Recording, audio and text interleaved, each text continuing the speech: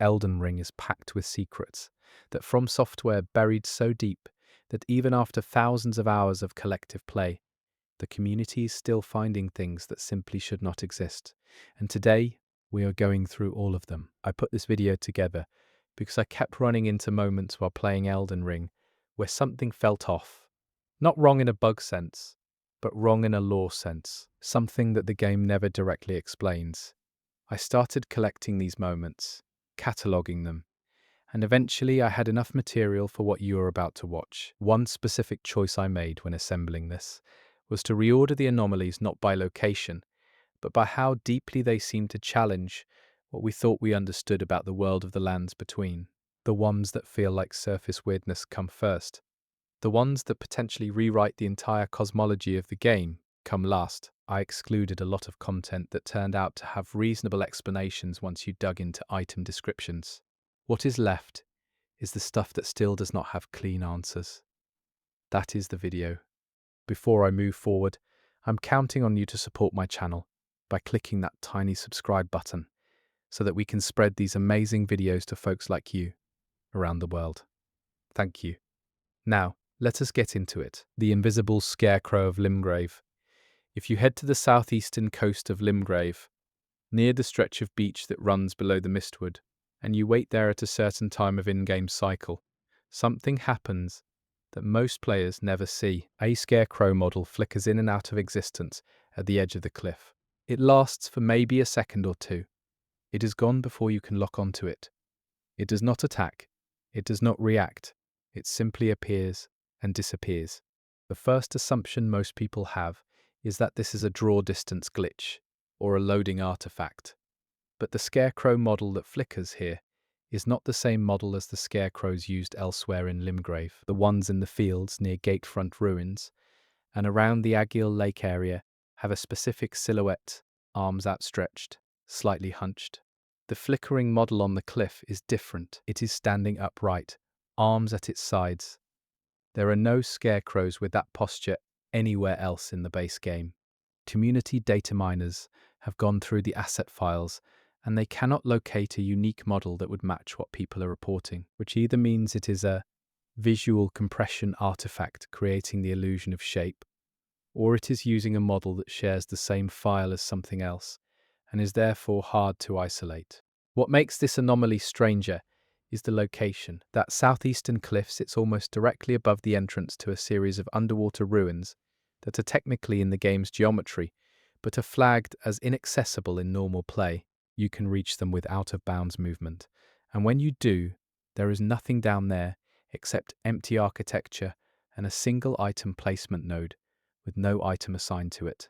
The game suggests something was meant to be there.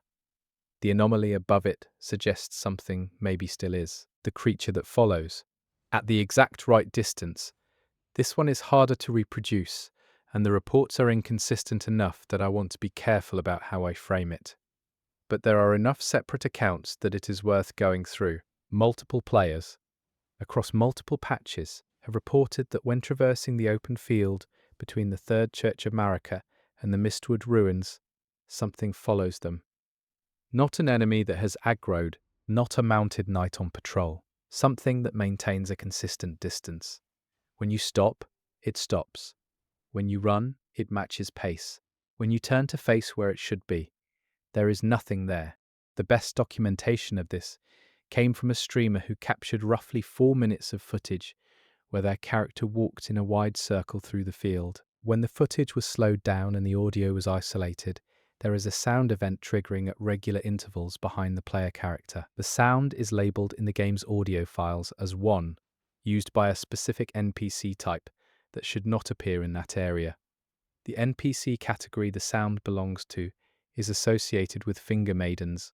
There is no finger maiden placed anywhere near that field in the shipped game. The closest one is at the Fourth Church of Marika, which is a significant distance away. Whether the audio trigger is a stray event attached to the wrong zone, a remnant of an NPC placement that was removed, or something the game is choosing to play based on player behavior, is something that has not been determined. What makes it feel significant is that the Finger Maidens as a faction are deeply tied to the concept of guidance. They lead Tarnished to grace. They point the way. The idea that one might be following a Tarnished through a field, invisibly, maintaining distance, almost watching, points towards something about how the game conceptualizes their role, that the item descriptions alone do not capture. One possible reading is that the game has shadow NPC logic running in areas where maidens were once planned to appear, and the audio events are leftovers from that system. Another reading, and the one the lore tends to support, is that the maidens were always meant to be more present than the final game suggests, and these audio ghosts are what remains. The rot lake that does not kill everything. The scarlet rot in Elden Ring is one of the most aggressive environmental hazards in the game. The lake of rot beneath Noxtella is one of the most oppressive zones From Software has ever designed. Every second you stand in it, without rot-blocking equipment, you are being eaten alive.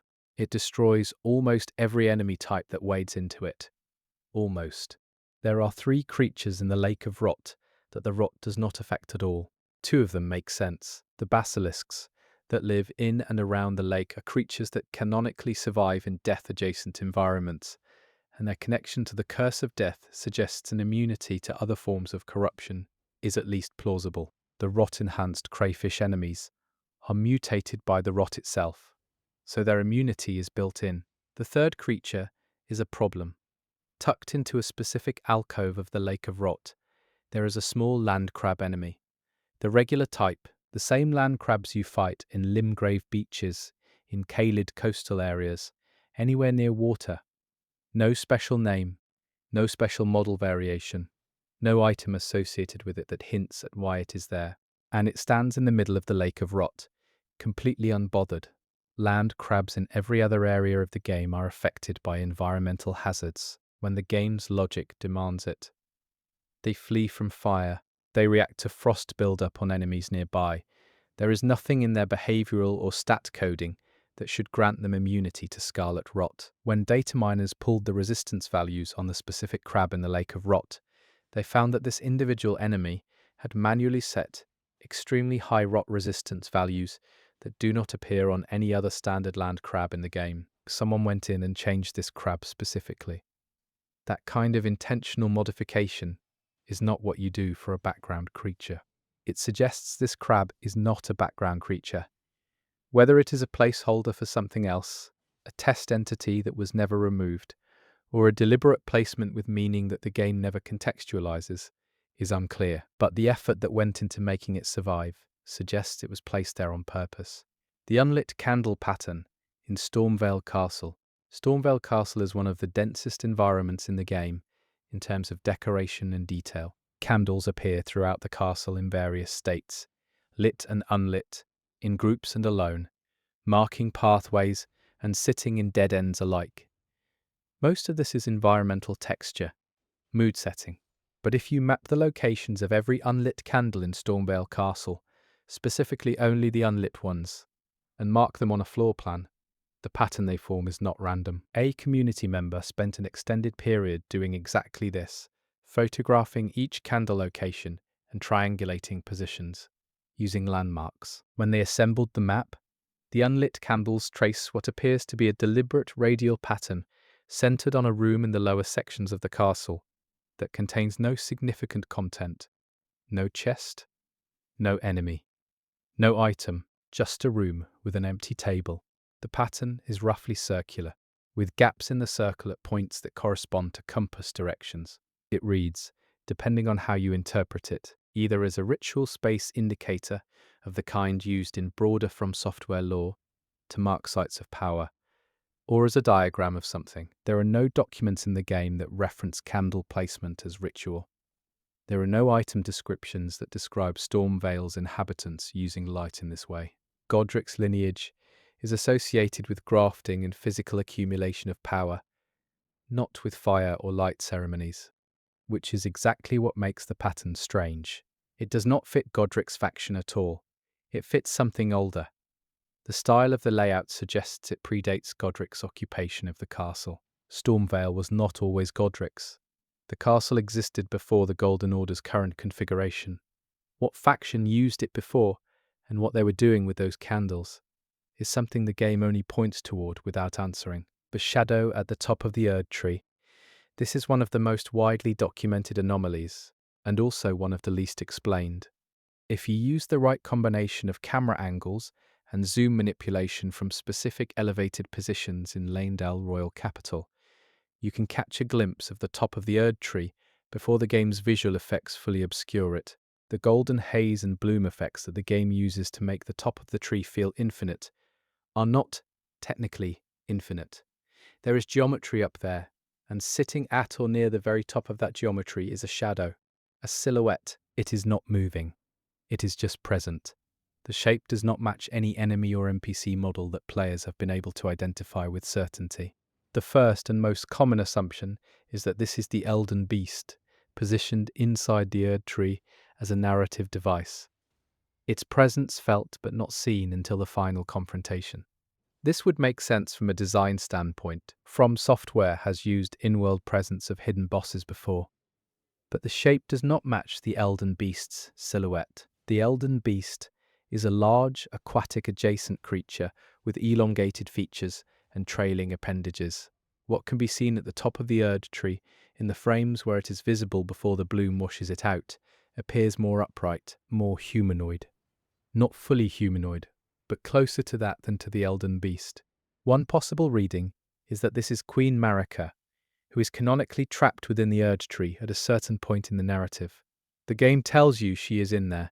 Her position inside the tree could be why her silhouette appears at its apex in early observation. The scale would be off for a standard human figure, but Marika's actual physical stature as a god-adjacent being has never been confirmed to be human-sized in her true form. Another reading, and one that the broader Elden Ring lore leaves open, is that something else is living in the Erd tree. Something that was there before Marika. The Erd tree predates the Golden Order as a concept. What it housed, or what chose to house itself within it, before the current age began, is a question the game raises in several item descriptions without ever resolving.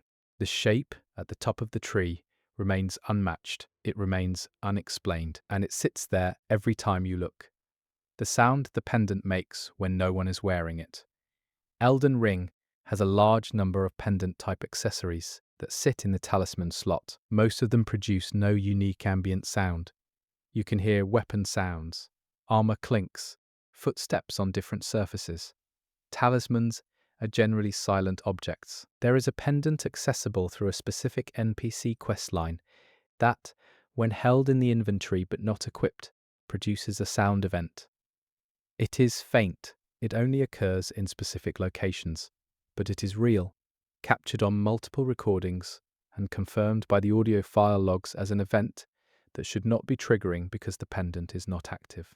The sound is a low, rhythmic tone that is close to, but not identical to the ambient chimes associated with grace sites.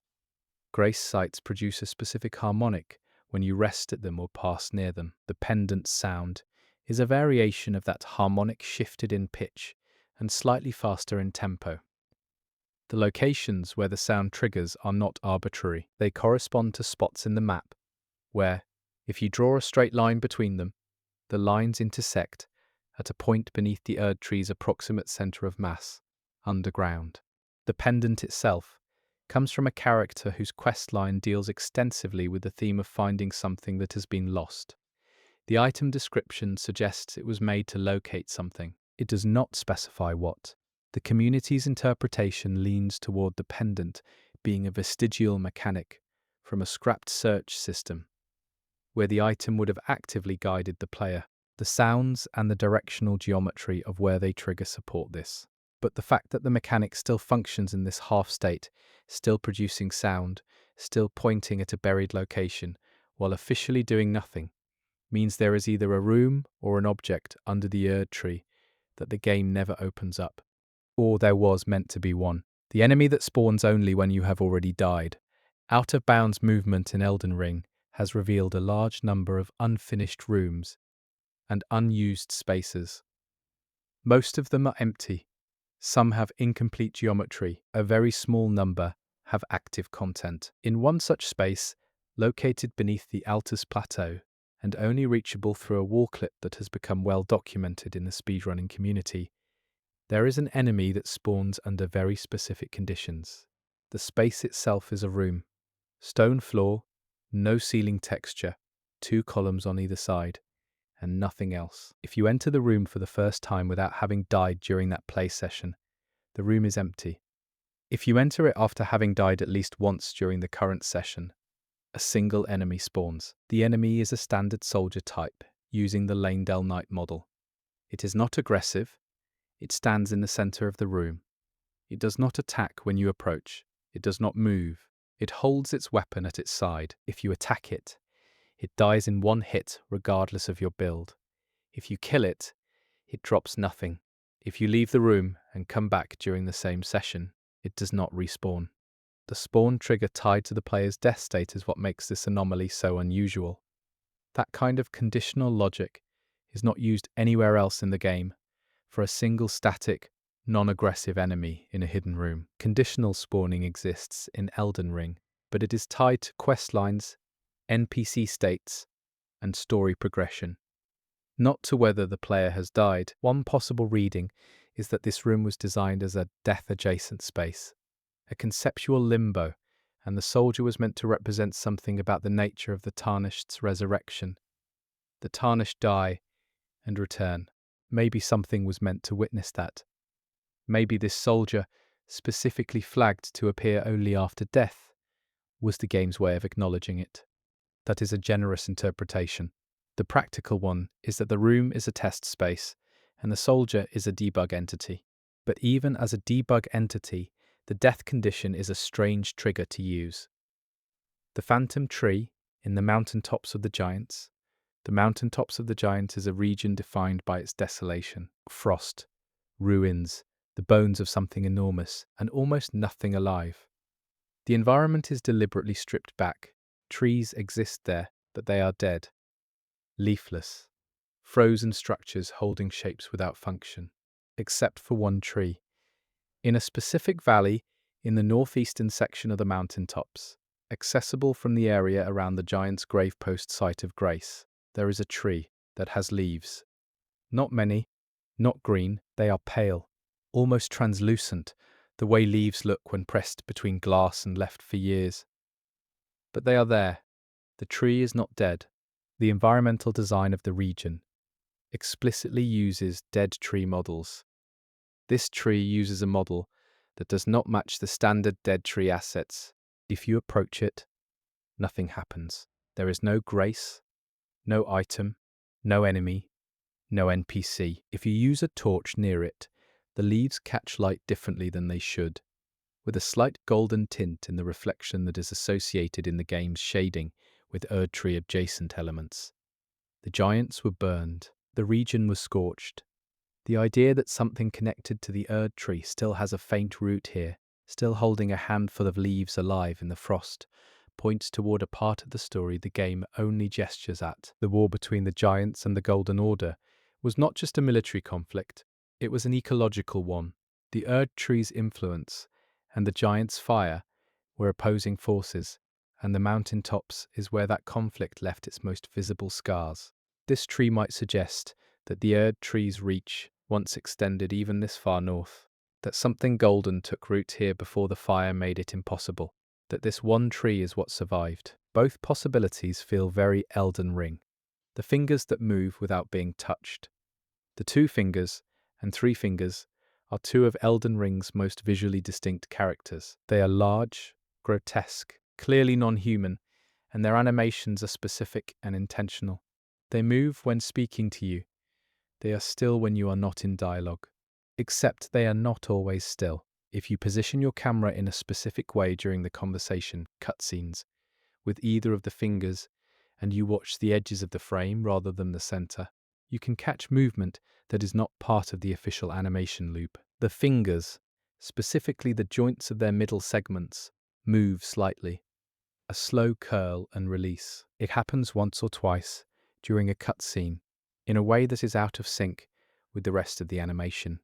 This is either a rigging artifact, where secondary physics on the model are triggering outside the animation boundaries, or it is intentional.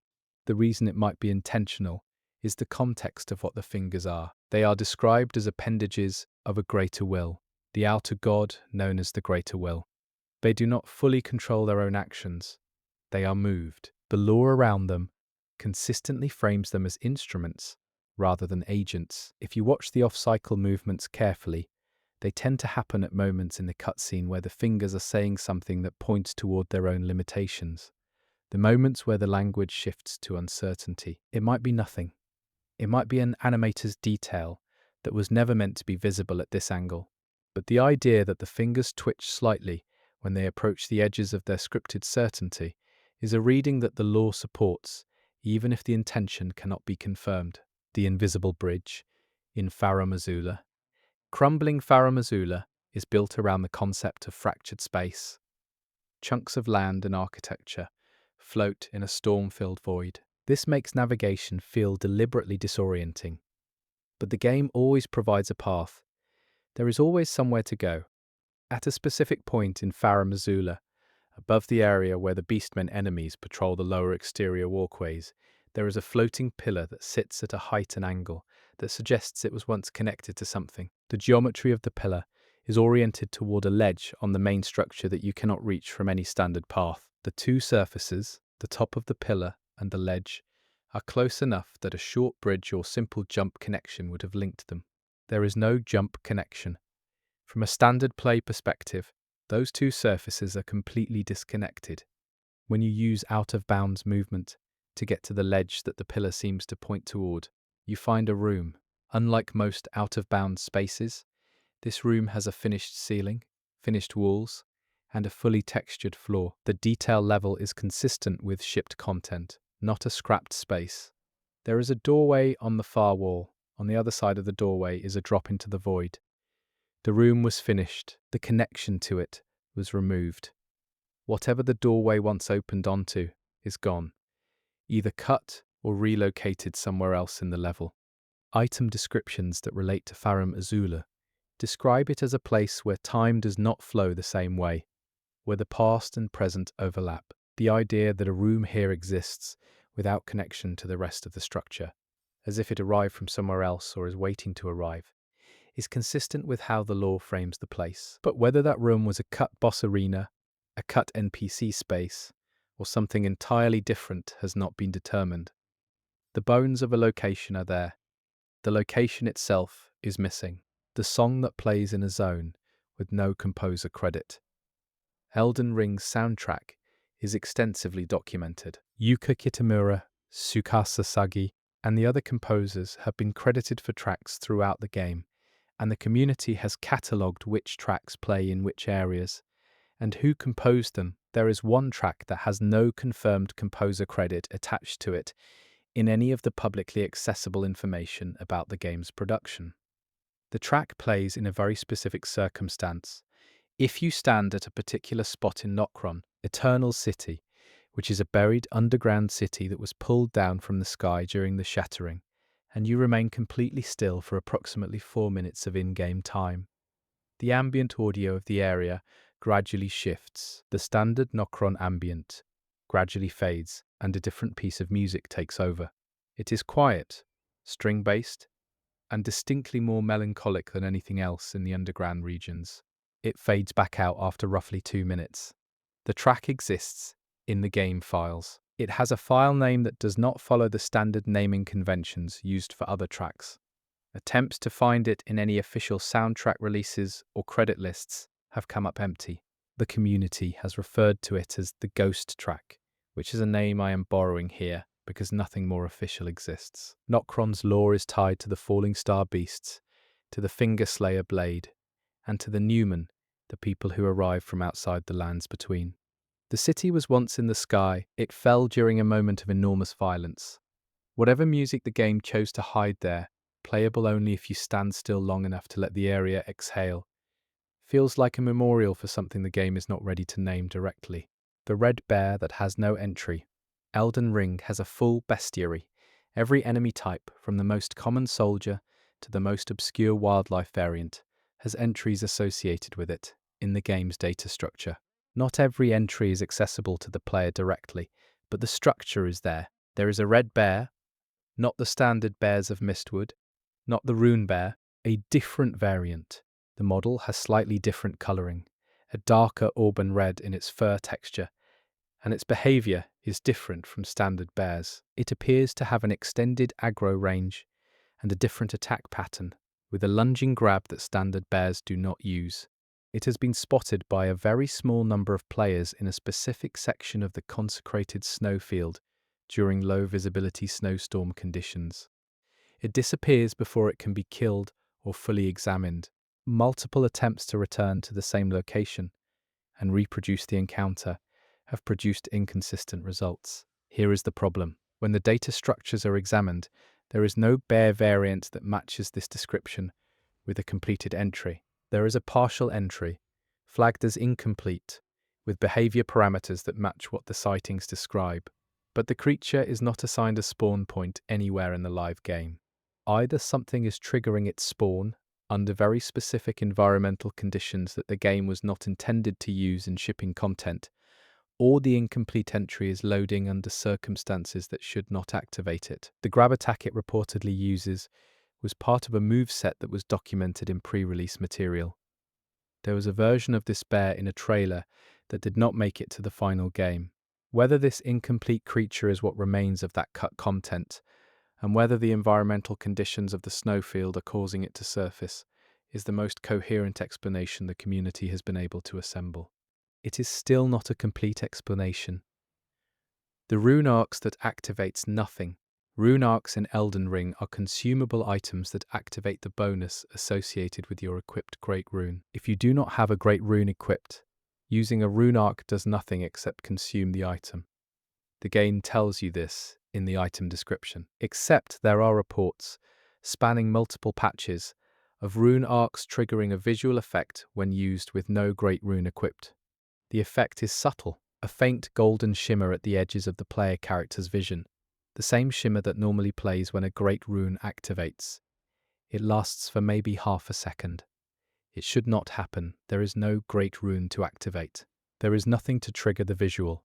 Players who have replicated this consistently report that it only happens when the rune arc is used within a specific radius of a grace site, during specific in-game lighting conditions associated with dawn in the cycle, and when the player has not rested at any grace since logging in. Those conditions are strangely specific for a visual glitch. Glitches generally do not care about your relationship to grace sites, or how long since you last rested. The specificity of the trigger suggests it might be intentional behavior that was either unfinished or is the remnant of a mechanic that was stripped back. One possible reading comes from the lore of grace itself. Grace in Elden Ring is described as guidance from the Erd Tree, from the greater will by extension, and it is connected to the idea of blessing. Rune arcs, made from the crafted remains of Erd Tree buds, are physically pieces of that system. The idea that using one near a grace site, in the right conditions, before you have reconnected yourself to the grace network after waking, produces a faint glow, could point toward a mechanic that was meant to communicate something about the player's relationship to grace in real time. Whether that is an overread of what is ultimately a visual artifact is genuinely hard to say, but the conditions that trigger it are not the conditions of a simple glitch. The Crucible Knight that watches you leave. The Crucible Knights are some of the most ancient enemies in the game. They predate the current age. Their armor carries traces of the Crucible, the primordial biological chaos that existed before the Erd Tree organized the world into its current form. Fighting them is always significant in a lore sense, because they represent a world that should no longer exist. In one specific location, the Stormhill Everjail, the Crucible Knight inside behaves like every other. You go in, you fight it, you kill it, you leave. But if you do not kill it, if you enter the Evergale and then use an out-of-bounds technique to exit before the fight concludes, and then you look back at the Evergale from outside, the Crucible Knight is visible through the boundary. It has turned to watch you leave. Standard enemy AI in Elden Ring does not have a behavior specifically coded for watching a player exit a boss room through the boundary. If you flee a normal encounter, enemies follow to their aggro limit and return. They do not stand at the edge of their domain and observe. The crucible knight in the Stormhill Evergale stands at the edge of the Evergale boundary and tracks you as you move away. If you circle the Evergale from outside, the knight's head follows you through the boundary wall. It cannot come out, but it watches.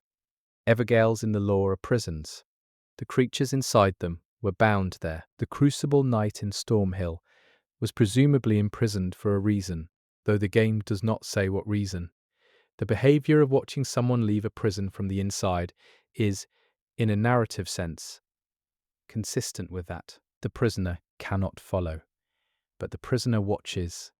Whether this is a genuine behavior coded into this specific enemy for lore reasons, or whether it is an AI state triggered by the player exiting through an unintended method, is unclear, but it is specific to this Crucible Knight. Other Evergale bosses do not display this behavior when tested the same way.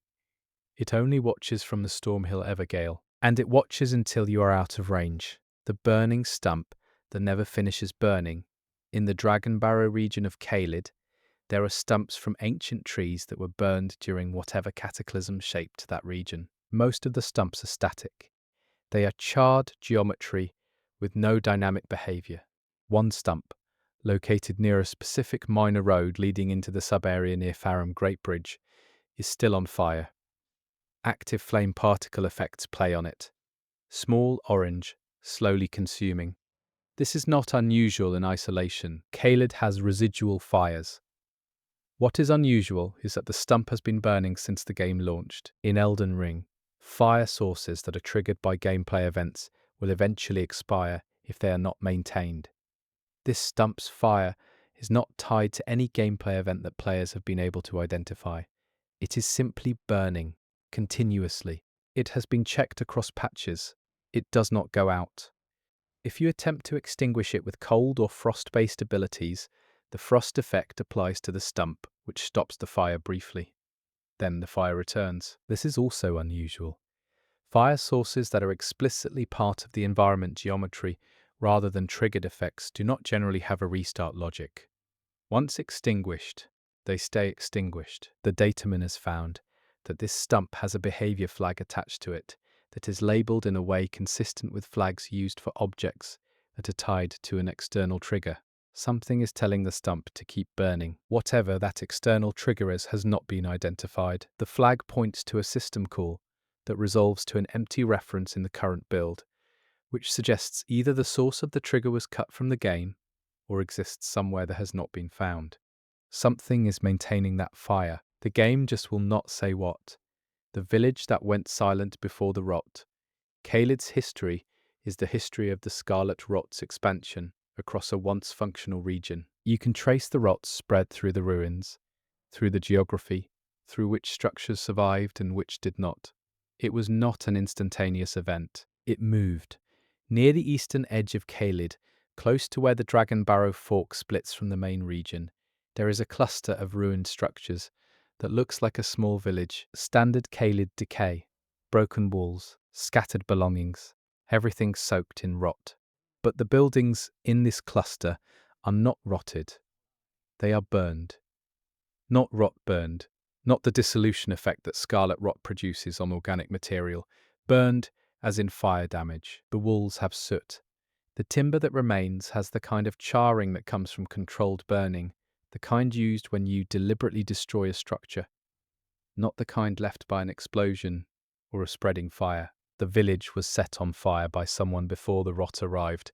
The rot has since come over the ruins, which is why the location looks consistent with the rest of Caelid on a surface read. But if you look at the surface textures and material damage patterns on what remains of the walls, the fire damage predates the rot damage. The rot moved through charred ruins, not through a living village.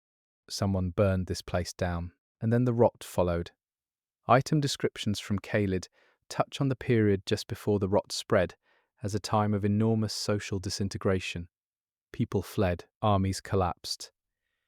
But they also describe desperate measures taken by communities trying to stop the rot's spread, burning anything that might harbour it, sacrificing areas to protect others. One possible reading is that this village burned itself down, that they saw the rot coming and made the choice before it arrived. That the fire was theirs. The game does not name this village. It does not acknowledge it explicitly. The evidence that it existed as a specific tragedy, in a region full of tragedies, is readable only in the burn patterns on old walls. The blood that falls up, this anomaly is brief, reproducible, and completely unexplained in a specific underground corridor in Lanedale Ashen Capital, which is the post-endgame version of the Royal Capital. After the ash covers everything, there is a wall where blood particle effects travel upward. Blood in Elden Ring falls with gravity. When an enemy bleeds, when environmental blood effects play, the particles fall. This is consistent throughout the game. On this specific wall, in this specific corridor, blood goes up. If you apply bleed buildup to a nearby enemy, and they proc, the blood arcs upward along the wall instead of falling. If you look at environmental blood staining already on the wall, the stain pattern is oriented wrong, pointing up rather than down, as if whatever produced that stain bled upward. Multiple players have confirmed this. It is not a camera angle issue. The physics are genuinely inverted in this small space. The corridor itself contains nothing of note. No item, no enemy placement, no lore object. Lanedale's underground sections contain areas that were beneath the city, before the ash, before the shattering, and potentially going back further. The idea that space in this location is disturbed in a way that affects gravity, or at least the direction of fluid physics, suggests something happened here that the game registers but does not explain. Gravity anomalies in From Software games are sometimes markers for locations where something cosmological was disrupted. In Dark Souls, inverted gravity environments signaled the influence of specific forces on local physics. In Elden Ring, the closest equivalent would be areas touched by the outer gods, whose influence can warp the fundamental rules of the world. The corridor is small. The effect is specific. Whatever it points toward is either very local or very old. The tree avatar that has the wrong eyes. Tree sentinels and tree avatars are associated with the Erd tree. Their design is built around the imagery of the Golden Order, gold and divine light, enormous scale, unmistakable allegiance. There is no ambiguity about what they represent aesthetically, except one of them has the wrong eyes. In the upper section of the Altus Plateau, there is a tree avatar that appears as a standard member of the type. Same model, same scale, same general behavior, but if you examine it closely during combat, specifically during a moment when it rears back for an overhead slam and its face is briefly angled toward you, the eyes are wrong. Standard tree avatars have gold eyes.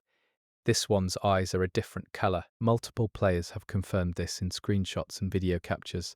The eyes are a pale blue-white, which in Elden Ring's color vocabulary is associated with the Carian royal family, the moon, and Ranni's sphere of influence, not the Erd tree.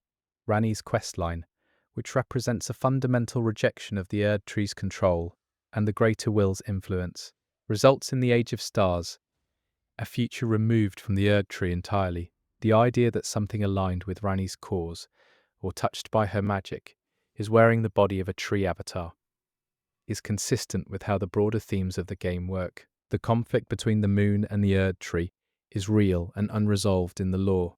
Whether this is a texture assignment error on a single enemy model, or an intentional detail placed by an artist who was thinking about this exact thematic conflict, is unknown. The distinction between those two explanations is the difference between an accident and an argument.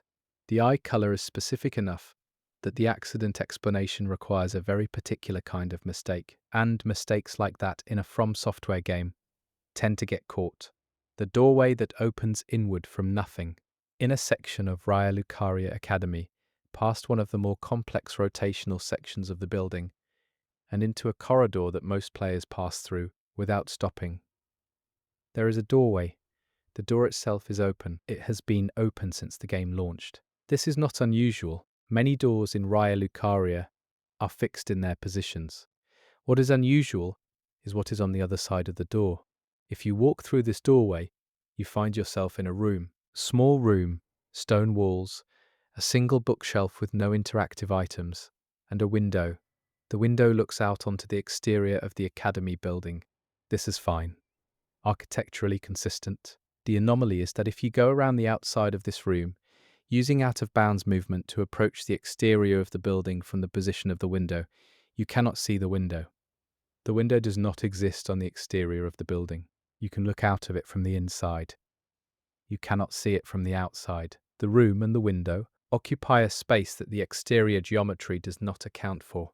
The room is, architecturally, inside the academy in a way that the academy does not contain. Raya Lucaria's law is built around the study of glintstone sorcery, which in the game's cosmology involves the manipulation of light, memory, and starlight in ways that are not entirely physical. The Academy scholars were pushing at the limits of what the physical world could represent. The idea that a room in the Academy exists in a relationship with space that does not follow standard geometry is consistent with what the institution was doing. Or the room is a design oversight and no one connected the interior and exterior geometry. Both are possible. The room still has no window that the world outside can see.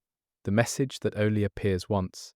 Elden Ring's message system allows players to leave text messages for each other using preset phrases. These messages appear as golden scrolls on the ground, and other players can rate them, which restores health to the original author. The system is consistent, persistent, and well understood.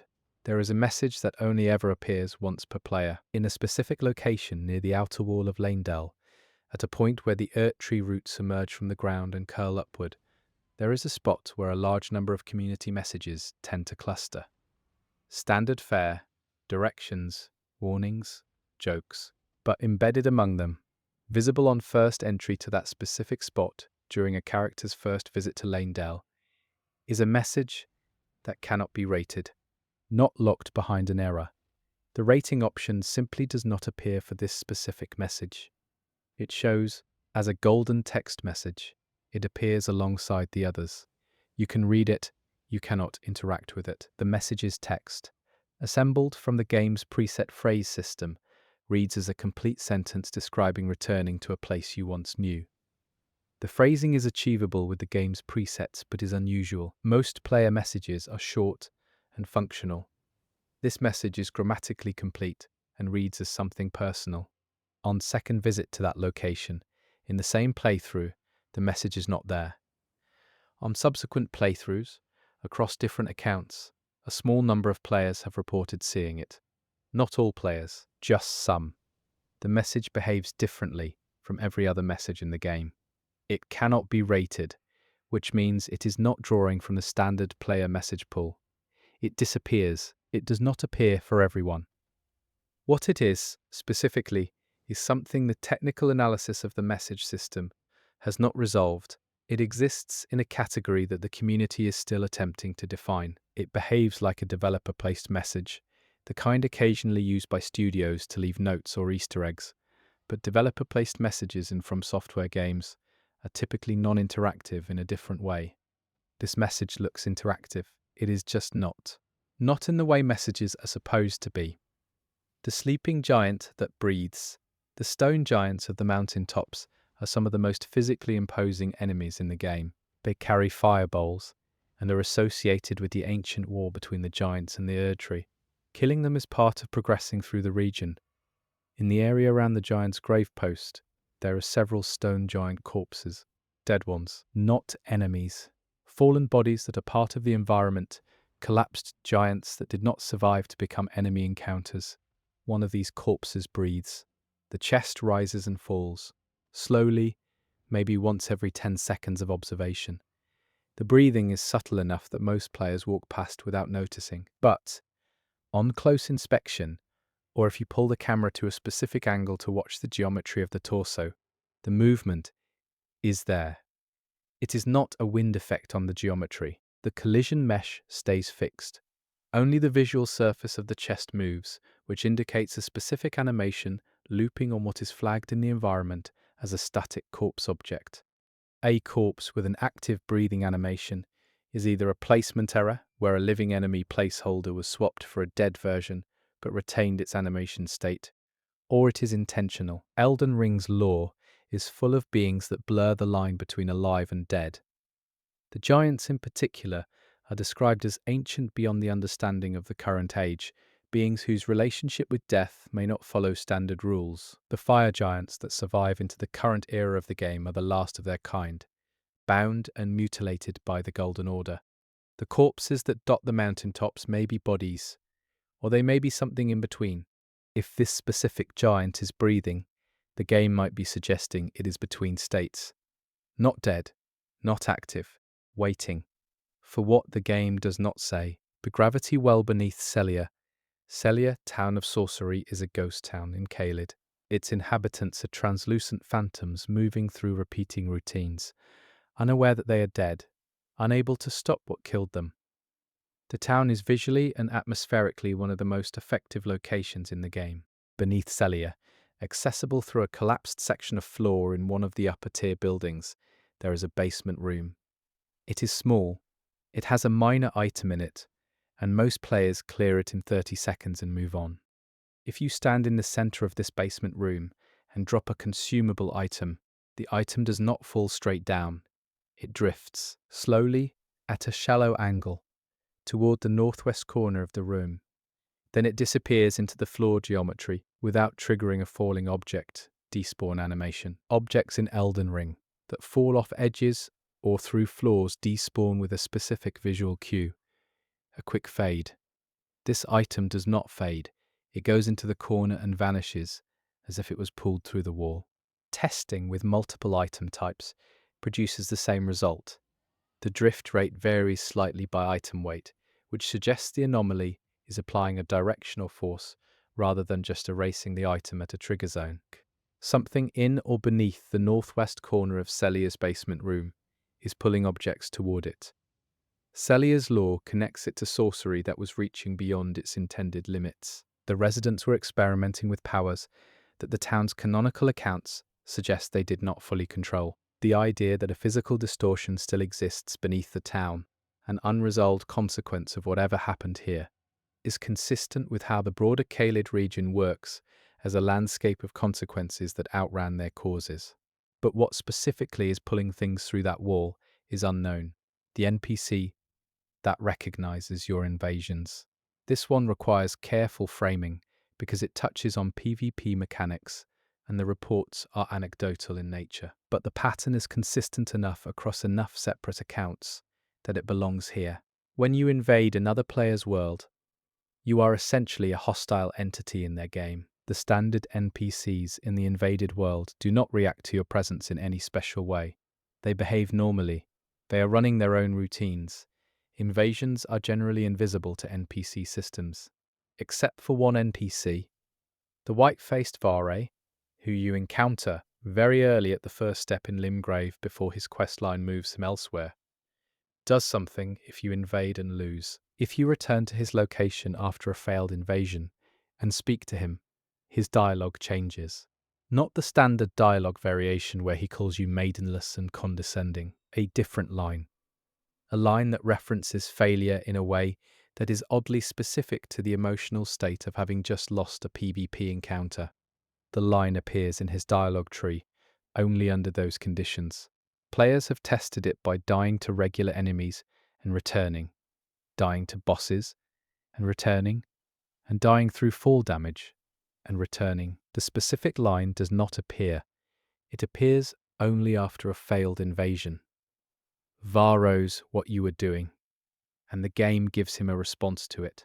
Whether this is a deliberate design choice by the writers, a flag tied to the invasion system that a writer decided to use for a Vare dialogue branch, or something else, the intention seems clear once you find it. Vare, who is the gateway to the invasion-heavy Volcano Manor quest line, is watching you. He knows when you have gone into someone else's world and come back with nothing. He is not surprised. The Erd tree that is different colours in different puddles. The Erd tree's appearance changes dramatically over the course of the game. In early Limgrave, it is pure gold. As the game progresses and the world state changes, the Erd tree's light shifts. This is intentional narrative visual design, but there is something happening in puddle reflections that does not match the intended progression. If you examine puddle reflections of the Erd tree across different parts of the map, at the same point in the narrative, the Erd tree in the reflection is not always the same color as the Erd tree in the direct view. This could easily be a rendering engine limitation. Reflections using a lower fidelity or cached version of the Erd tree's visual state. Except the color discrepancies do not seem random. In specific locations, particularly those with documented connections to the Crucible or to pre-Erd tree history, the reflection shows the Erd tree in a slightly different hue, more amber, less pure gold, older looking. The Crucible was the state of the world before the Erd tree organized and defined it. The amber gold color associated with Crucible-related content, the Crucible Knights, the Crucible Incantations, sits at a different point on the color spectrum than the Erd tree's current gold. The puddle reflections in Crucible-adjacent locations might be showing what the Erd tree looked like before it was fully the Erd tree. The reflective surface, as a lower fidelity rendering pathway, might be accidentally revealing the Erd tree's earlier visual state. That is a reading of a rendering limitation as law. It might be exactly that, just a limitation. But in a game where nearly every visual choice is intentional, reading the reflections in Crucible locations as windows to an earlier version of the world is a reading the game's broader design, supports, even if this specific example might not be deliberate. The hollow sound beneath the first step. The first step is the area where most Elden Ring players begin their journey, the site of grace. The open field ahead, the view of the Erd tree on the horizon. It is the orientation point for everything that follows. If you crouch at the first step site of grace and listen, there is a hollow resonance under the ambient sound of the area, a low distant echo that does not match any of the audio elements attached to the grace site or the surrounding zone. Players began noticing this early in the game's life because the first step is the most revisited location in the game. You come back through it, you notice things you missed, and eventually someone noticed the sound. The hollow resonance is intermittent. It does not play on a fixed loop. It appears to trigger based on time elapsed in the area, which is unusual since ambient audio in Elden Ring generally follows spatial triggers and fixed loop timers. The audio file associated with the resonance, when isolated from recordings, is a slowed down, pitched down version of the sound a grace site makes when you first touch it. The activation sound, reversed and degraded. The first step's grace is one of the most powerful from a narrative standpoint. It is where the Tarnished awakens to the call of grace after returning to the lands between.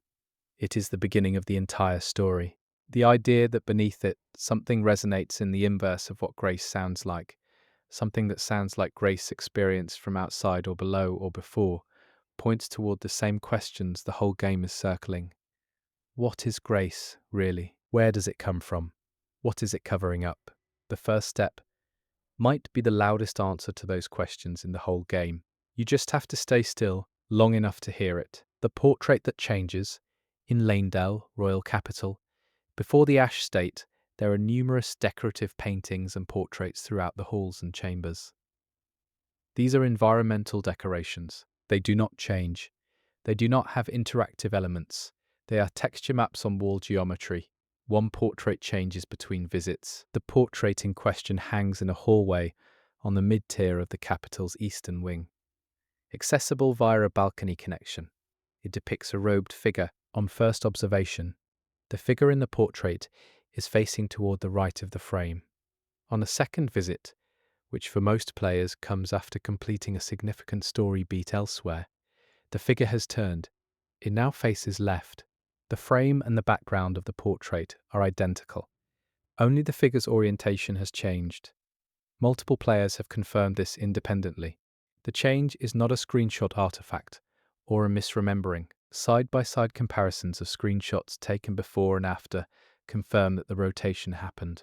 Technically, a portrait changing orientation requires either two separate texture files being swapped based on a trigger or a dynamic texture modification on a single asset, both of which would be substantial technical effort for a decoration that most players never notice. The figure in the portrait has not been identified. The robes are not associated with any known faction based on their design. The face is obscured. Whatever this portrait is tracking, whatever the trigger for the changes, the figure inside it was watching the hall in one direction. Then it turned to watch the other direction. And if you come back a third time, the portrait is gone. The wall is blank. The hook that held it is still there. The sound that plays when you walk past the blank wall is a different ambient layer than the rest of the hallway. For approximately 2 seconds, the ambient audio shifts to something quieter, lower, and then returns to normal. The portrait left. Something stayed, the one corpse that has no shadow. Environmental corpses in Elden Ring, the non-interactive bodies placed throughout the world as atmosphere and context. Cast shadows.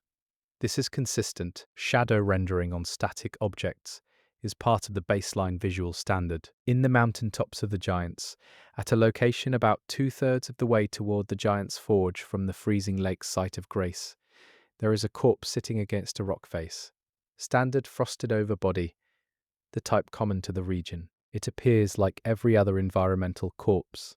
It has no shadow. The rock behind it casts a shadow.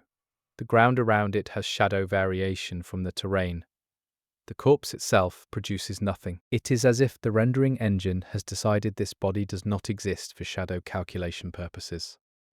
Shadow errors do occur in large open-world games. A single shadowless object is not definitively significant. What is significant is the object's position. If you draw a line from the Giant's Forge through this corpse and continue that line across the mountaintops, it intersects with a specific ruin formation near the Ordina, liturgical town entrance to the consecrated snowfield. The line between a shadowless corpse and a ruin at the entrance to the snowfield passes directly through the location of a major Erd tree that was destroyed before the events of the game. Visible only as a stump in the mountaintops, the corpse sits on a ley line between a burned god tree and a town built around liturgical practice, on the edge of a region associated with returning to something lost. That could be coincidence. A lot of things are coincidence in large game worlds. But a corpse with no shadow sitting exactly on that line is the kind of detail that, in a From Software game, tends not to be accidental. The child NPC that is always looking at the same direction. There are very few child NPCs in Elden Ring. The world is not gentle enough for children to feature prominently, and the game does not dwell on them. But there are a small number. In the village of the Albinorics, the devastated settlement near Liurnia, there are Albinoric NPCs who are not hostile. They are passive, shattered beings existing in a community that has been largely destroyed. If you approach them, they react, some moving away, some staying still. One of them is positioned on a slope near the upper section of the village, facing outward. If you observe it across multiple visits, at different times of the in-game day cycle, it is always facing the same direction. North-northwest. This is not unusual by itself. Static NPC placement is common. What is unusual is what north-northwest of Albinoric village points toward from that specific vantage point. The Halig tree. The Miquella's Halig tree, the tree grown by Miquella as an alternative to the Erd tree, a place meant to be without barriers, accepting to the unblessed and the cursed, and explicitly in the law to the Albinorics.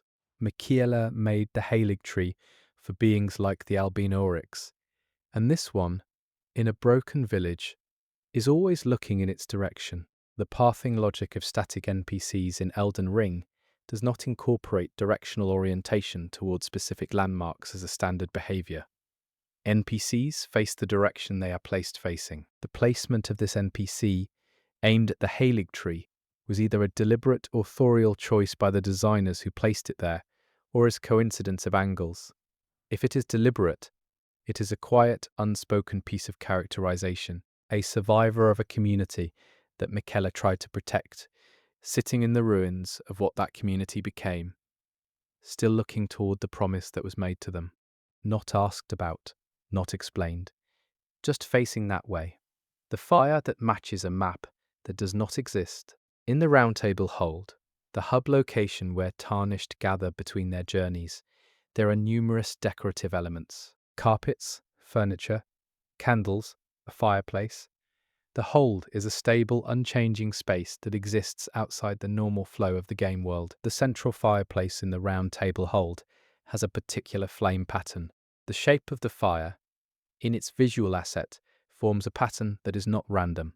A player who was a graphic designer noticed that the flame shape matched, in rough outline, the shape of a continental map. Not the lands between. Not any recognizable geography from the game. When the outline of the flame was overlaid on the lands between map and scaled appropriately, the match was not exact, but the match was also not random. Certain geographical features had correspondences. The inland sea of Liurnia appeared to align with a major curve in the flame's left edge. The cliff geography of the mountain tops had a rough analogue in the flame's upper section. The interpretation the community landed on is that the fireplace flame is a fragmented memory of the lands between's geography, encoded in the design of the hold's most prominent visual feature. The round table hold exists in a space outside the physical world. Its flame might be showing you a ghost of the map, filtered and distorted. This is a significant interpretive reach.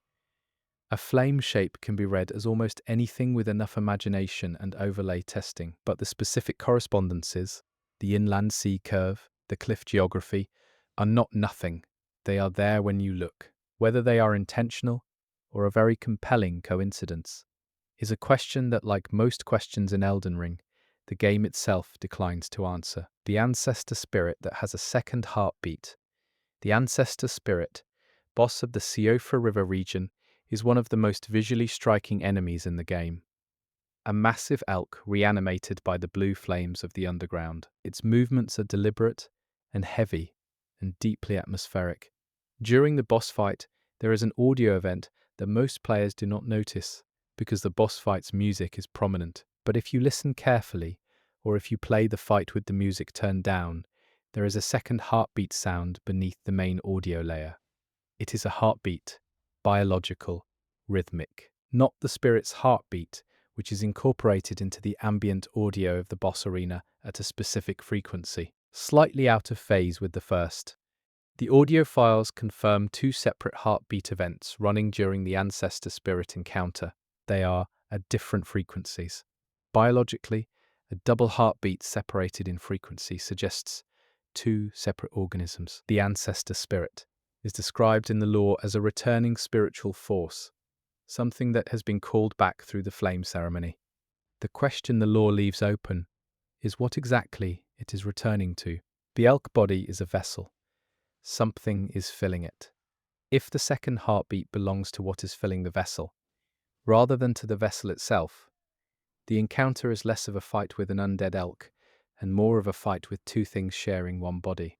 What the second presence is, what was called back alongside or within the elk, is not addressed anywhere in the game's text. The heartbeat plays, both of them, and the game does not explain the one that should not be there, the sword that casts a shadow, longer than its geometry. Specific weapons in Elden Ring have been found to cast shadows that do not correspond to their geometry. The shadow length is longer than the weapon model should produce at any light angle. The most documented case is a specific straight sword found in the mid-game. When held at a particular angle during specific lighting conditions in open-world areas, the shadow it casts extends significantly further than the blade. The extension is not dramatic. It is not a shadow sword reaching across the room. It is maybe 20 to 30% longer than the weapon geometry would produce. But the direction of the extension is consistent. It always extends in the same direction, relative to the weapon's orientation, forward, as if the shadow is showing where the blade would be if it were longer. The sword in question has item description text that references it being one of a pair. Its twin is not in the game, not findable, not reachable, not in any accessed content. One reading is that the shadow is casting the combined length of both swords, but the rendering engine, for reasons that have not been explained, is using the shadow geometry of the pair, rather than the single blade. This would require the twin swords model to exist somewhere in the files, even though the twin is not placed in the world. Community searches for a matching model have found a partial mesh that could be the twin. It is not complete. It is flagged as unfinished. The shadow geometry and the partial mesh are the same length. Something that does not exist is casting a shadow in the game world. The Elden Beast's final position. After defeating the Elden Beast, the final boss of the game, the creature falls and dissolves. The player moves forward to interact with the Elden Ring and choose their ending. This is the conclusion of the narrative in every ending variation. The position where the Elden Beast's body is when it dissolves is different from the position where it falls. The boss dies at whatever position it is at when its health reaches 0, but the dissolution animation, the final falling apart, happens at a different position. The body shifts, ragdoll physics, death animation momentum, these are standard. But the Elden Beast does not move due to physics. It shifts to a specific position before dissolving. The specific position it moves to is always facing the same direction. When multiple playthrough recordings are aligned and the final dissolution position is mapped, the Elden Beast is always pointing in the same direction when it dies. Not toward the player, not away from the player, in a fixed cardinal direction within the arena. The direction it faces in its final moment is pointing, from the arena's position in relation to the rest of the game's geometry, towards the sealed path beneath the Erd Tree's root network. The path that leads, in the lore, to where the Greater Will's presence is most directly anchored. The Elden Beast, the living Elden Ring, the vessel of the Greater Will's order, dies facing whatever it served, whatever it was, and then it dissolves. And you step forward, and you make your choice, and the game, having hidden more than it ever showed, having built more than it ever explained, having pointed at things it never named, ends or does not end, depending on what you choose. The fog wall that does not disappear. Most players know fog walls as thresholds. You approach, you cross, you fight. When the fight is over, the fog wall is gone. The passage is open, that is the mechanic. In the lower reaches of Stormvale Castle, there is a fog wall that does not disappear when the encounter on the other side is complete. The encounter in question is a minor one, not a named boss, a room with a small group of soldiers, the kind you clear without much thought and walk through. The fog wall at the entrance to this room is standard. You cross it, you fight, you move on. Except the fog wall is still there when you try to leave. You can cross back through it from the inside. The game lets you exit. But visually the fog remains. If you look back at it from the corridor outside, the wall of mist is still filling the doorway. It does not expire. Other players entering the same area in co-op have reported being blocked by the wall for a moment, as if the game had not yet registered it as cleared, before passing through. Standard fog walls in Elden Ring are tied to encounter triggers and dissolve when the trigger condition is met. This one's dissolve condition appears not to have fired, or there is no dissolve condition assigned to it. What the room behind it contains, once the soldiers are cleared, is empty. Nothing. A room that was sealed behind a fog wall, that stays sealed after everything inside it, is dead. Fog walls in From Software games are ritual objects in a lore sense. They mark transitions. They mark the space where something important waits. The question this particular fog wall raises is simple. If the encounter is cleared and the seal does not lift, maybe the encounter was never what the seal was really for. The rain that falls in a straight line. Weather in Elden Ring is environmental texture. Rain falls across broad areas. It covers zones. It changes the look and feel of a region. It behaves as backdrop. Rain does not generally fall in a straight line. In the open field east of the Summonwater village, during the rain cycle that covers that section of Limgrave, there is a strip of land approximately 30 meters wide where the rain falls perfectly vertically, not the standard slight diagonal that the rest of the rain uses for visual dynamism. Perfectly vertical. A column of straight falling rain in an otherwise naturally angled downpour. From a distance, the strip looks slightly different from its surroundings. Players who have noticed it describe the effect as a seam, a place where the rain looks painted rather than simulated. The location of the strip corresponds to an area of the map that community members have flagged as significant for a different reason. If you extend the line of the Summonwater village's ruined road beyond the village's visible boundary, it passes directly through this strip of straight rain. The road goes somewhere that the map does not show. The rain falls strangely exactly where the road would go. Road geometry beneath the summon water area that players have reached through out-of-bounds movement extends further than expected in the direction of the strip. It ends in unfinished geometry, but the extension is real. Something was going to be reached by that road. The rain knows where it was. The bat that circles twice and leaves, the bat enemies of Elden Ring, are atmospheric fillers. They swarm in caves and dark passages. They are not individually significant. In the Tombswood Cave in Limgrave, every bat in the cave behaves according to its standard AI. You enter, they notice you, they attack. Standard, except one bat, positioned near the rear of the cave's second chamber, does not attack. It circles the room twice, slowly, in a wide arc, at a height well above player reach. On the second pass, it exits through the cave wall, not through an opening, through the wall itself. It does not return. Every other bat in that chamber behaves normally. Aggro triggers, attack patterns, standard death conditions. This one has a specific animation state that runs a circling behavior and then a wall exit event that should not be possible for a creature bound by normal geometry collision. The wall it exits through is an exterior wall of the cave. On the other side of that wall, in the out-of-bounds space, there is no continuation of the cave. There is nothing. The bat goes through the wall and into empty geometry. It was going somewhere. The somewhere has either not been built yet or was removed. What made it significant enough to script that behavior, to give it the path that ends in nothing, is not a question the game offers to answer. The invisible weight on the scales in Lanedale. The scales in the Erdtree Sanctuary of Lanedale are decorative. They are part of the visual language of the Golden Order's aesthetic. Balance, judgment, divine measurement. They do not move. They are geometry. Except when you approach a specific set of scales in an alcove off the main sanctuary corridor. One side is lower than the other. Not slightly. One pan is resting visibly lower than the other, as if something is sitting on it. As if something with weight is on that side of the balance. The geometry of the scale confirms that the pan is in a depressed position. Other decorative scales in the same building are level. This one is not. There is nothing visible on the lower pan. When the scale's geometry was examined, the depressed pan is not a static model posed in that position.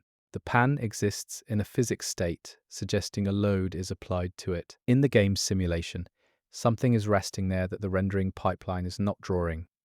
An invisible object sitting on a scale inside the Erdtree Sanctuary in a room devoted to the Golden Order's principles of divine law and judgment. The Golden Order's foundational claim is that the Erdtree's grace distributes boons according to worth, that the scales of divine measurement are fair, that what is given is earned. A scale with an unseen weight on one side, tipping the balance in a room built for that ideology, is either a rendering error or the game's most compressed piece of political commentary. The weight is there. You just cannot see what it is. The ghost that only appears in photographs, this one sits at the edge of what can be reported as anomaly rather than coincidence. But the documentation is substantial enough that excluding it felt dishonest. In Nokron, Eternal City, players have taken screenshots of specific corridors and found, in the screenshots but not in active play, a translucent figure standing in the background. Not visible while playing, not visible when you stop and look. Only in the still image captured from that moment. This has been reproduced enough times and by enough separate players that the figure's existence in screenshot capture, if not in active rendering, appears consistent. The figure is always in the same location within the corridor when it appears. Always the same rough shape. Standing, not moving, facing toward the camera. The explanation that gains the most traction technically is that Nokron uses a form of ambient occlusion and indirect lighting simulation that, at specific moments in the rendering pipeline, loads a reference figure model to calculate shadow distribution, and that this model is sometimes captured by screenshot tools before it is cleared from the render buffer. If that is what is happening, the figure is a lighting calculation ghost, a presence the game uses internally and immediately removes. The reason this lands differently in Nokron specifically is the lore of the place. Nokron was a city of people who came from outside the lands between. The Numen, the underground city, is their tomb. Its architecture is a preserved memorial, a ghost that only shows up in photographs taken of the place where a civilization is buried. Feels like it belongs there. Whether it is a rendering artifact or something else, it is only ever seen after you have already looked away. The kindled grace that has no fire, sights of grace in Elden Ring, have a consistent visual presentation. The golden tendrils, the warmth, the presence of light. When you rest at one, it activates in a specific way. When you pass near one, you can see it glowing from a distance. The visual language is reliable. In the Weeping Peninsula, on a hillside above the Castle Morn approach road, there is a site of grace that is not glowing. It is there. The geometry of the grace site is present. The golden tendrils exist as geometry. The base of the site is placed. You can walk up to it and rest at it. It functions as a grace site in all mechanical ways. It has no light. The grace appears on your map when you activate it. It is usable.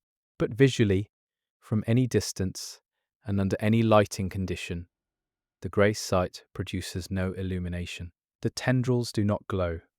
The surrounding ground does not have the characteristic warmth that marks all other grace sites in the game. You would walk past it, if you did not already know, to look.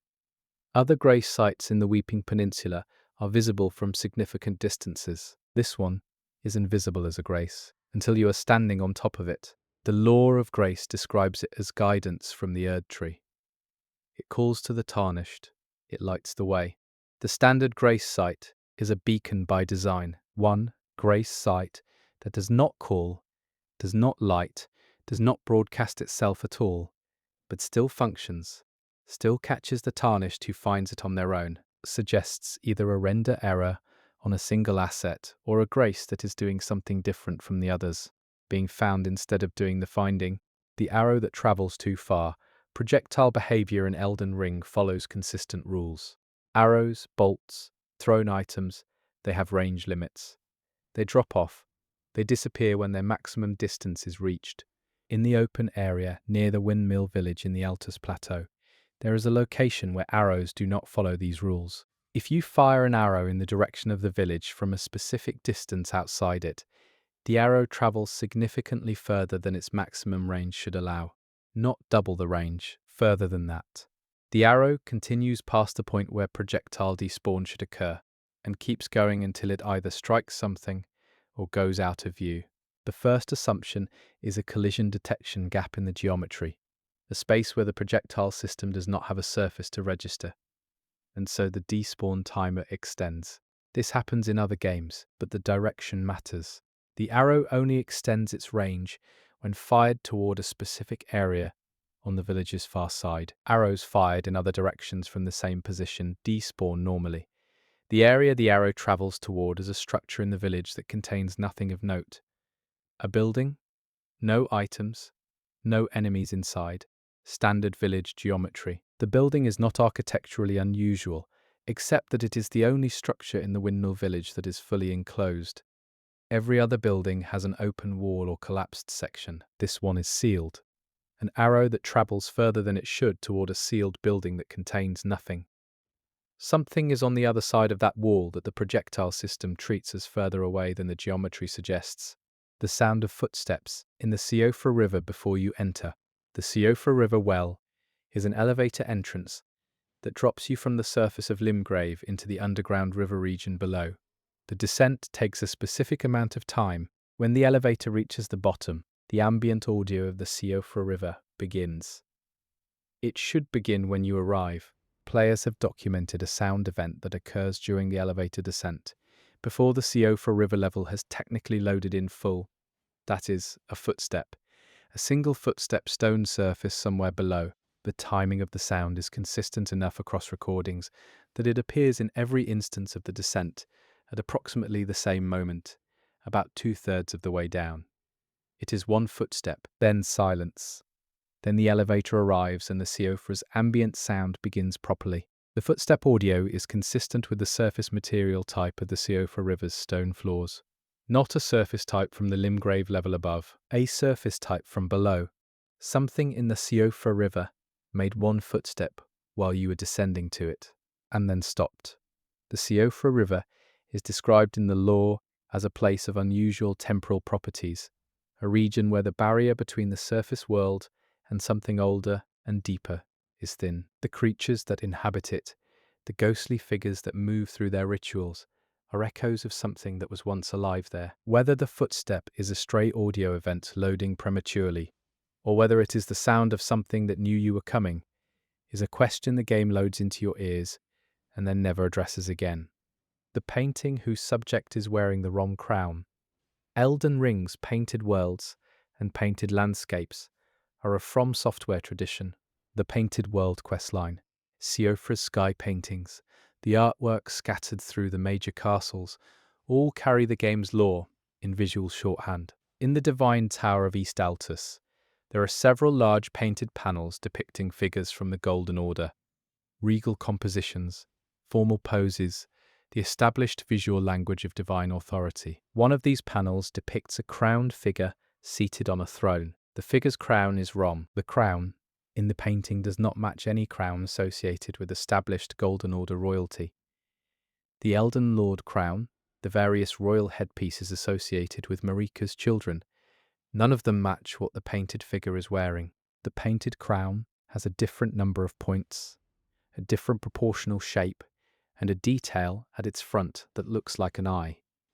A crown with an eye at its center is not part of the Golden Order's visual iconography. The eye motif in Elden Ring is associated most directly with the two fingers, with outer god observation, with things that watch rather than rule. A figure enthroned and crowned, with a watching eye in a divine tower built to connect mortal rulers to the power of the Elden Ring, sitting among paintings of the recognized royal lineage. Either a painter made an error of symbolism, or the figure in that specific painting is not from the lineage the context implies. Someone was depicted in a position of power who wore a different kind of authority than the Golden Order would have recognized.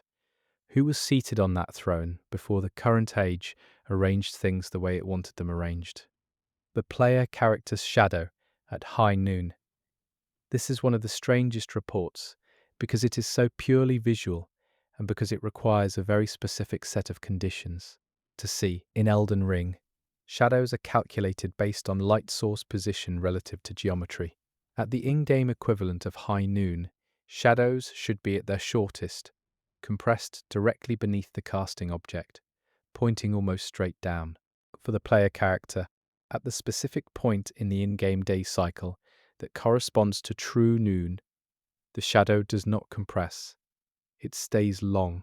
It points in one direction, regardless of the sun's position. The sun moves. The shadow does not respond.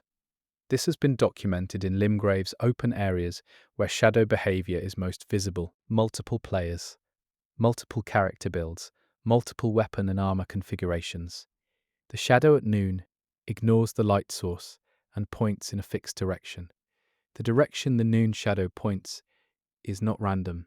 From the areas where this has been documented, the shadow consistently orients itself toward the Erd tree. The player character's shadow at high noon always points at the Erd tree regardless of where the sun is. One technical reading is that the shadow system uses the Erd tree as a secondary light source at certain times of day, and that at noon, the Erd tree's illumination contribution briefly overrides the sun's. This would mean the Erd tree is casting you rather than the sun. That is a technical explanation. It also happens to be a lore one.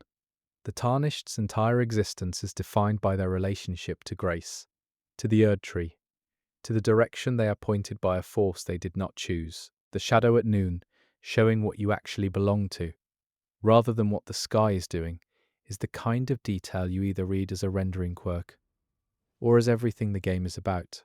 The room in Roldan's arena that cannot be reached from inside. Starscourge Radahn's arena is one of the most expansive in the game. The beach, the sky, the distant architecture of Redmane Castle above the cliffs. The scale of the fight matches the scale of the character. The arena has a fully explorable space before the fight begins, once you have cleared the approach. On the right side of the arena, if you face the ocean, there is a section of cliff face with what appears to be window apertures. Not the open sky, framed openings in the rock face that look like windows into a space behind the cliff.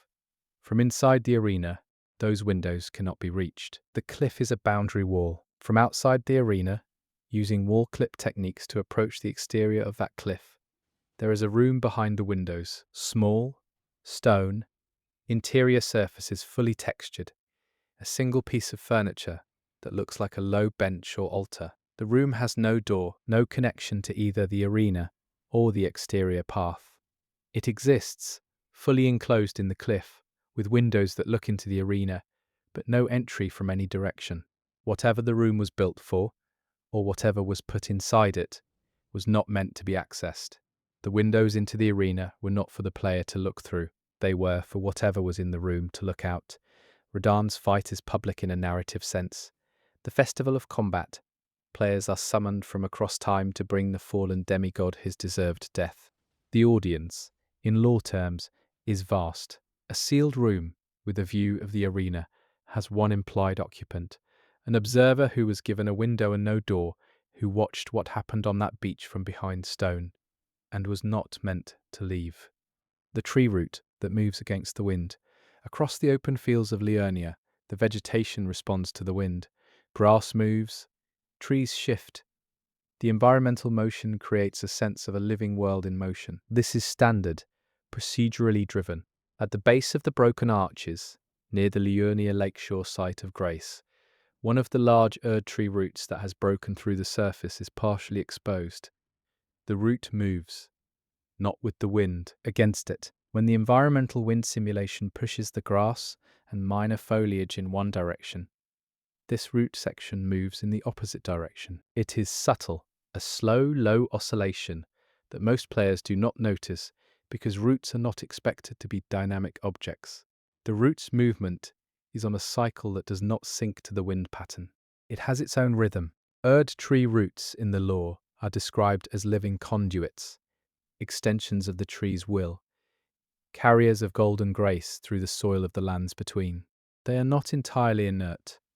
The idea that one root section, broken through the surface and partially exposed, is still moving on its own schedule, still carrying something through itself on a cycle the wind knows nothing about, is either a simulation error, where a dynamic geometry flag was incorrectly applied to a static root asset, or it is the game telling you that the root is still alive. And alive means still carrying something. What grace is flowing through a root that moves against the wind, on a lake shore, in the direction that root points when it moves, is something the game places in your path and lets you notice without ever confirming. The NPC who finishes your sentence. White Mask Vare in the early game has a specific speech pattern. Condescending, precise, amused. His dialogue is scripted, but there is a version of his first dialogue encounter that almost no players have seen. If you arrive at the first step and walk to Vare's position, but do not initiate dialogue, and you stand near him for a significant period of in-game time, without interacting, a different dialogue box eventually appears. Not the standard dialogue, a single line, delivered by Vare as if he has grown tired of waiting for you to speak first. The line, composed from the game's dialogue assets, references being called, or answering a call, in a way that implies he already knows why you are there before you have said anything. The trigger time is long enough that most players never see it. You have to stand near Vare for roughly 4 full minutes of in-game time without initiating dialogue, which is not natural player behavior. But it is there. The game gave Vare a response to a player who does not speak, who arrives at the beginning of everything and stands still and waits. Vare, who will later recruit you into the service of the Formless Mother through Volcano Manor, who is the first character in the game with full knowledge of what you are and what you are for, having a specific line for the player who comes to the start of the journey and hesitates, feels intentional. He was waiting for you to say something. When you did not say something, he told you what you were going to say anyway. The flask that overfills. Flasks of crimson tears and cerulean tears are the player's primary healing and FP restoration resources. They refill at grace sites.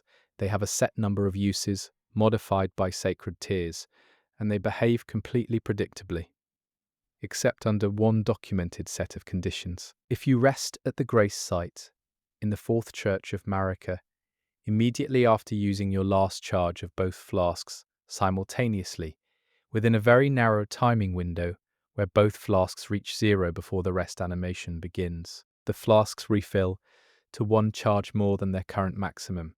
The overfilled charge is visually represented by a faint secondary glow on the flask icon. That is not the standard full flask glow. It behaves as a normal charge. It can be used. When it is used, it does not return after the next rest. It is a single temporary additional charge that exceeds the flask's configured maximum. The timing required to trigger this is extremely narrow. It may require frame-perfect inputs. Reproduction is inconsistent, but confirmed across multiple players, over multiple patches.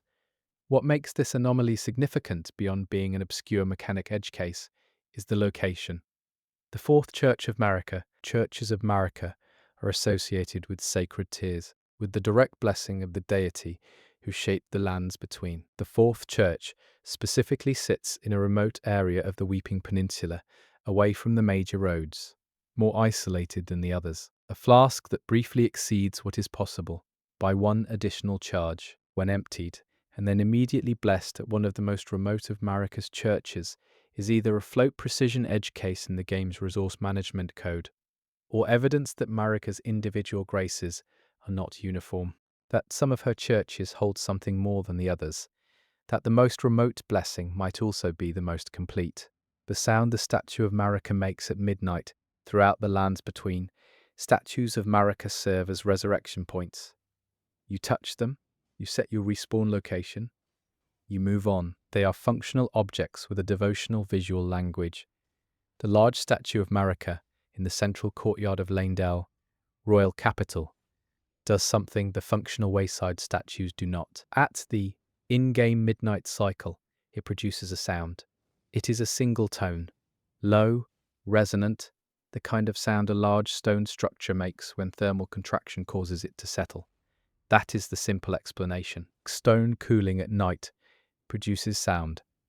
The sound from this statue is not the random settling of stone. It is a tone of consistent pitch, consistent duration, and it occurs precisely at the midnight transition, rather than randomly through the temperature cycle. The pitch of the tone corresponds to a specific frequency that appears in the game's audio files associated with Marika herself, not her voice, a frequency that runs beneath her presence in the areas where she is narratively most active.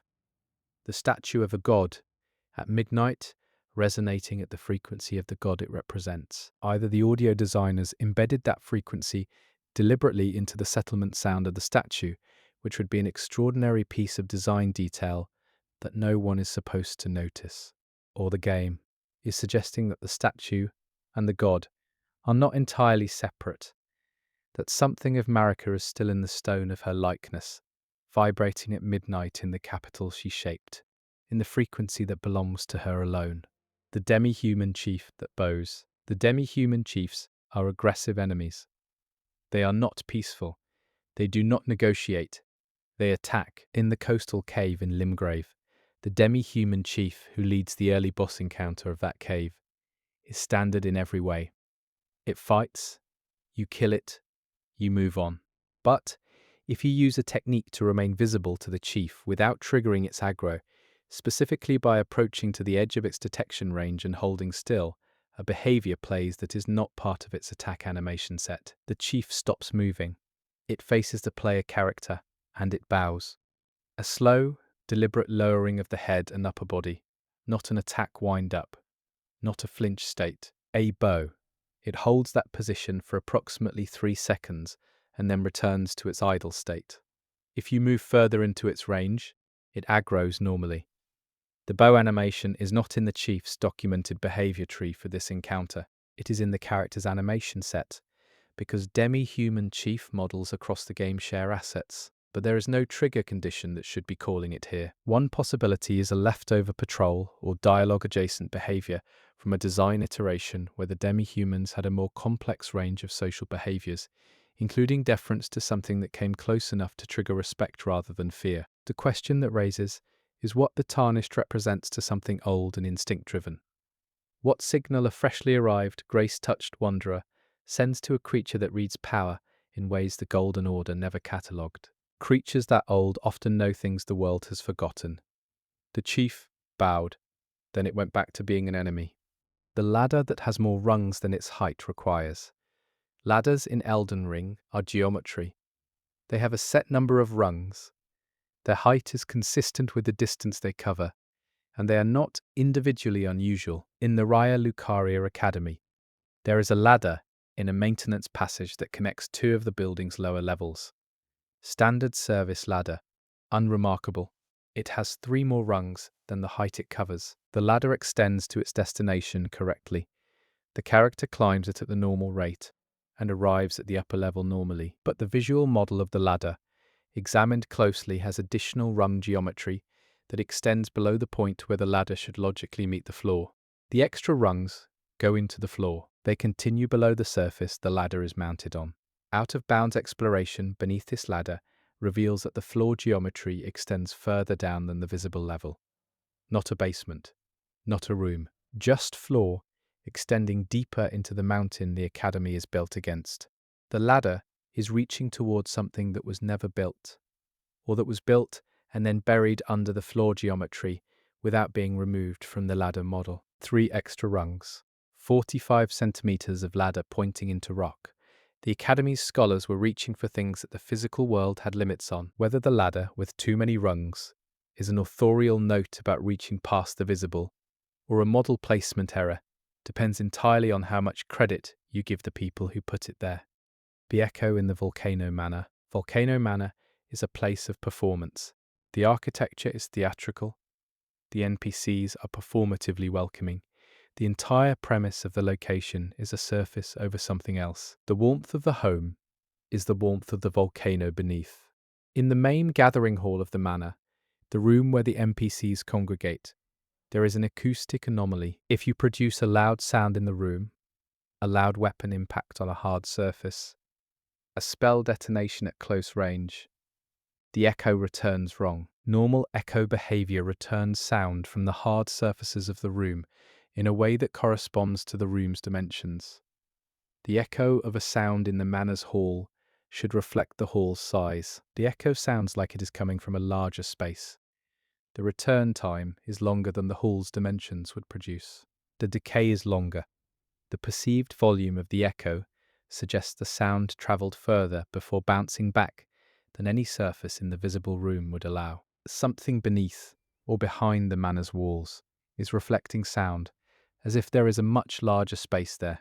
The Volcano Manor sits above the actual volcano and the Volcano Manor dungeon. Players know this. But the depth implied by the echo's return time, if treated as an acoustic measurement, would put the reflecting surface significantly further below than the dungeon structure that is accessible. Either the game's audio engine is not properly constraining echo simulation to room geometry, or the manor is sitting above something much larger than the dungeon it leads to. The warmth of the room, the strange echo, a place built on top of something that has more space inside it than the surface suggests. The crow that lands and stays, the giant crows of Limgrave, are a hazard and a shortcut simultaneously. They carry you off cliffs. They are one of the most creatively used environmental obstacles in the game. In the area around the bestial sanctum in the Dragon Barrow, the giant crows that patrol the approach are also a hazard. Loud, aggressive, dangerous at range. One of them, in a specific patrol loop that takes it over the roof of the sanctum, does not follow its patrol loop back. Every other crow in the area completes its arc and continues. This one lands on the sanctum's roof and stays. It stands there. It does not move. If you approach and aggro it, it fights normally. But if you observe it from a distance, without triggering its aggro, it is simply standing on the roof of the bestial sanctum and not doing anything. The sanctum is the home of Garank, beast clergyman, a being of enormous ancient power who consumes Deathroot and whose true identity is something the game reveals slowly. The sanctum is his home, a crow that stops its patrol to stand on his roof and wait is either a placement error in the patrol path, an AI state where the crow reached a surface and its return path failed to initialize, or something that knows whose roof that is and has chosen to be there. Crows in the lore of the lands between are associated with death. They carry the dead. They are scavengers of endings. The bestial sanctum stands at the edge of the Dragon Barrow, in a region defined by rot and dissolution, and the clergyman inside it is consuming the physical manifestation of death, a death-associated creature standing on his roof and not leaving. Either the patrol path is broken, or the crow is paying its respects. The message left. By no account, player messages in Elden Ring are attributed to player accounts.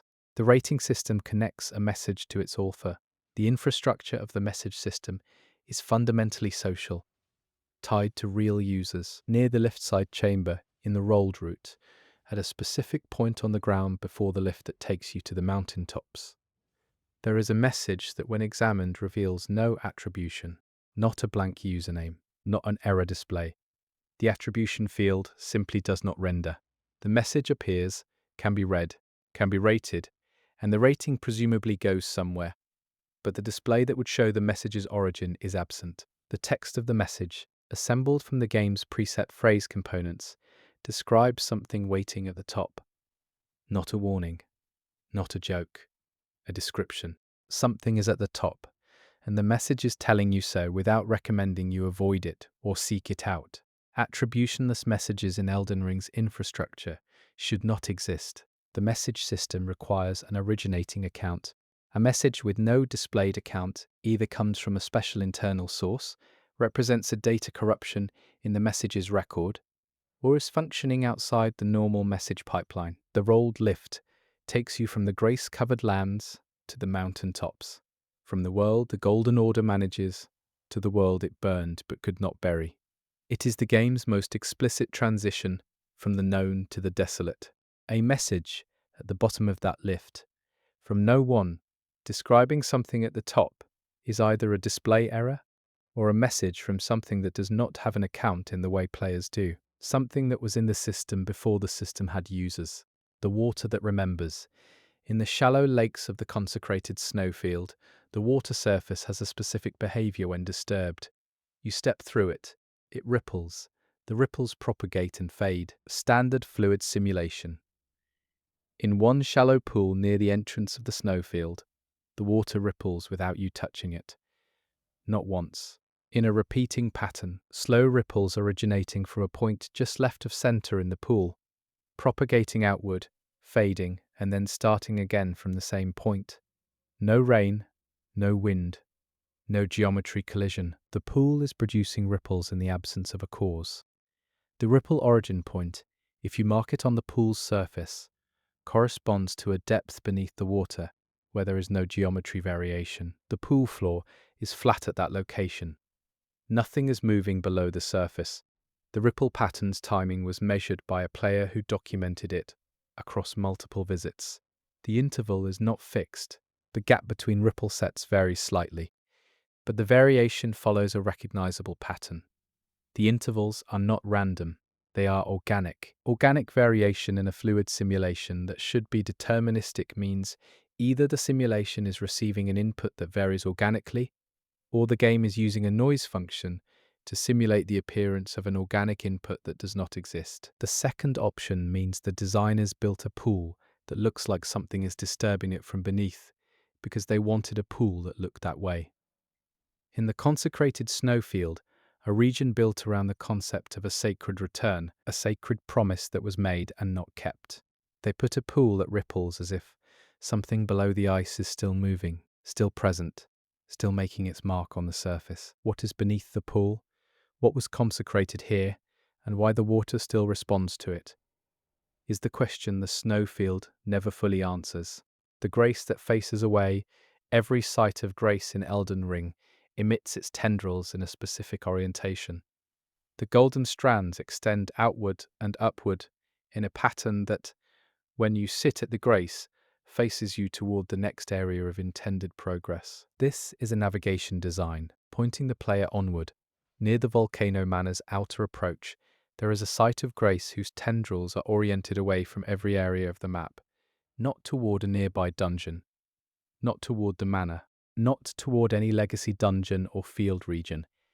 The tendrils point in a direction that, if extended outward, leads off the edge of the Altus Plateau's geological boundary and into the blank space beyond the map's explorable edge. Every other grace points at something. This one points at nothing, or at nothing that is there anymore. The area around the Volcano Manor was significantly revised during development, with community data miners finding evidence of a substantial approach zone that was changed or removed. The paths that currently exist to the manor are not the only paths that were planned. A grace pointing off the edge of a map that was once larger points toward the version of the map that used to be there. It is a compass that has not been updated. What was beyond the Altus Plateau's current edge, what the grace was directing the Tarnished toward before the map was trimmed, has not been reconstructed with certainty. The tendrils keep pointing. The destination is gone. The pointing continues anyway. The Finger Maiden, who is already dead. The Finger Maiden at the Church of Inhibition in Liurnia is hostile. She attacks you. She is afflicted with madness, a puppet of the frenzied flame's influence at that location. You kill her, or she kills you.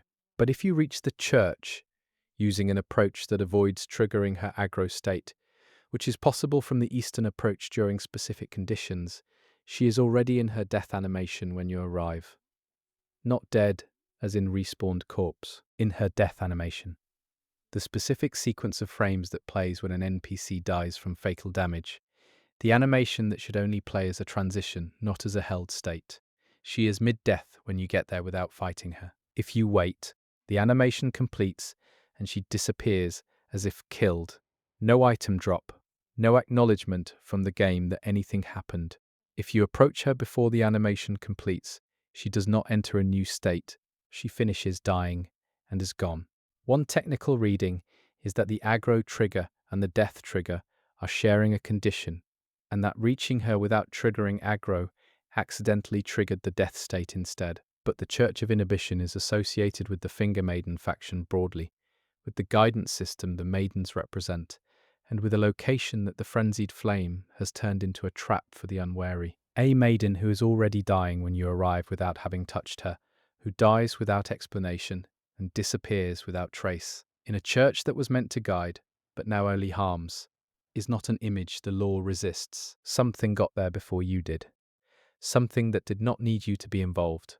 The bell that rings underwater, in the lake of rot beneath Noxtella, there is a submerged structure that players can explore at the cost of significant health loss from the rot. Within this structure, there is a bell tower, or what remains of one, collapsed beneath the lake's surface.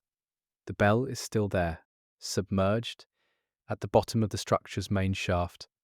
It rings, muffled, distorted by the liquid, slowed in the way that sound behaves underwater. But it rings, a periodic, low-register tone that is clearly a bell and clearly coming from that specific location. There is no mechanism that should be ringing it. Bells ring when struck, or when their clappers move. The underwater bell has no visible mechanism for either. The rot does not move it. The current of the lake, which is minimal, does not reach this bell. It rings on its own schedule, without cause. The bell's tone, filtered through the audio files, is a close match for a tone used in the ambient music of areas associated with the Ul Palace ruins. One of the above-surface areas whose original occupants contributed to Noxtella's history. The city above remembered something. The bell below is still ringing for it.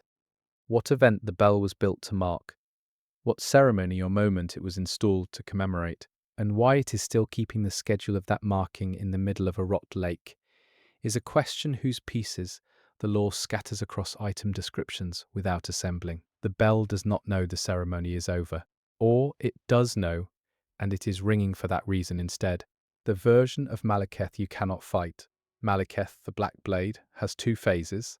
The first phase, in which he is still partially the Beastman Garank, and the second, in which he becomes fully Malekith. This is one of the most dramatic in-fight transformations in the game. There are reports, extremely rare and inconsistently reproduced, of a third visual state that appears in the transition between these two phases. For a fraction of a second, In the frames between the transformation cutscene and the resumption of gameplay, a model appears that is neither Gurranq nor Malekith. It is a figure the same general size as Malekith, but its design elements are different.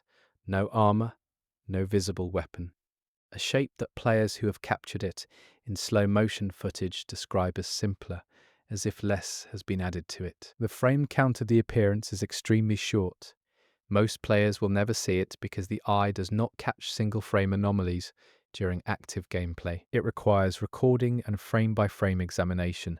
To document, the figure in those frames is not in the game's accessible boss model list. It does not match any enemy or NPC that players have been able to identify.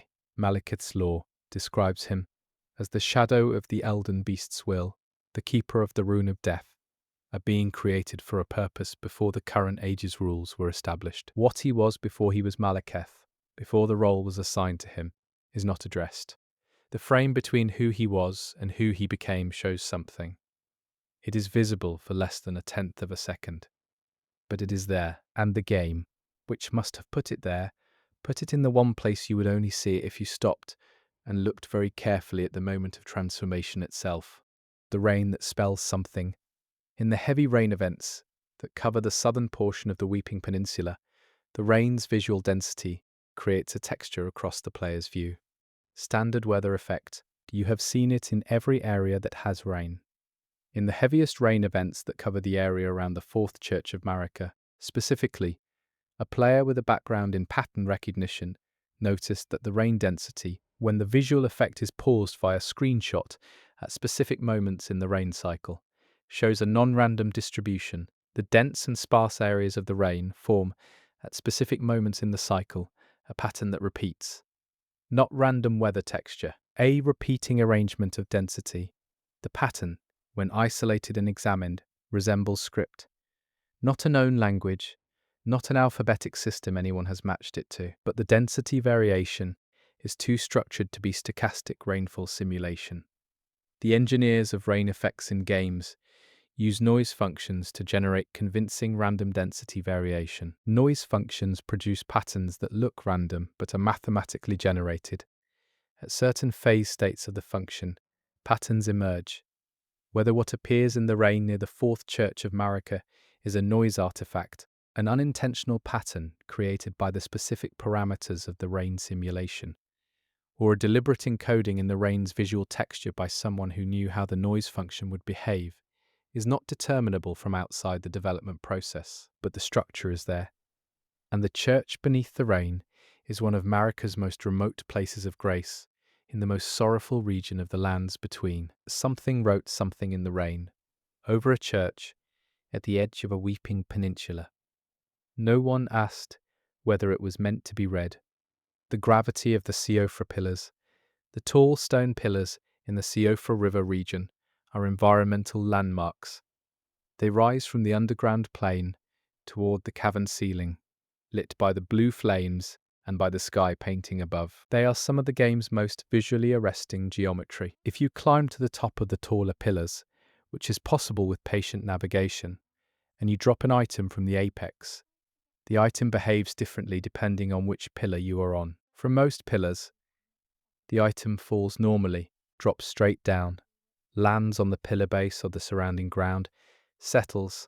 From the pillar positioned at the geographic center of the Siofra plain, the item does not fall straight. It arcs, a gentle curve, always toward the northwest, consistent across multiple item types and multiple tests. The northwestern pull from the central pillar aligns with the location of the deep underground passage that leads further down toward Noxtella, the city below the underground city. There is something beneath Siofra that is exerting a directional pull, registered only when you are at the right height and drop something from the right place. Noxtella contains the rune of the unborn, and the passages that connect to Lake of Rot, and the path to Astel, natural born of the void. The cosmological density of what lies beneath Siofra is significant.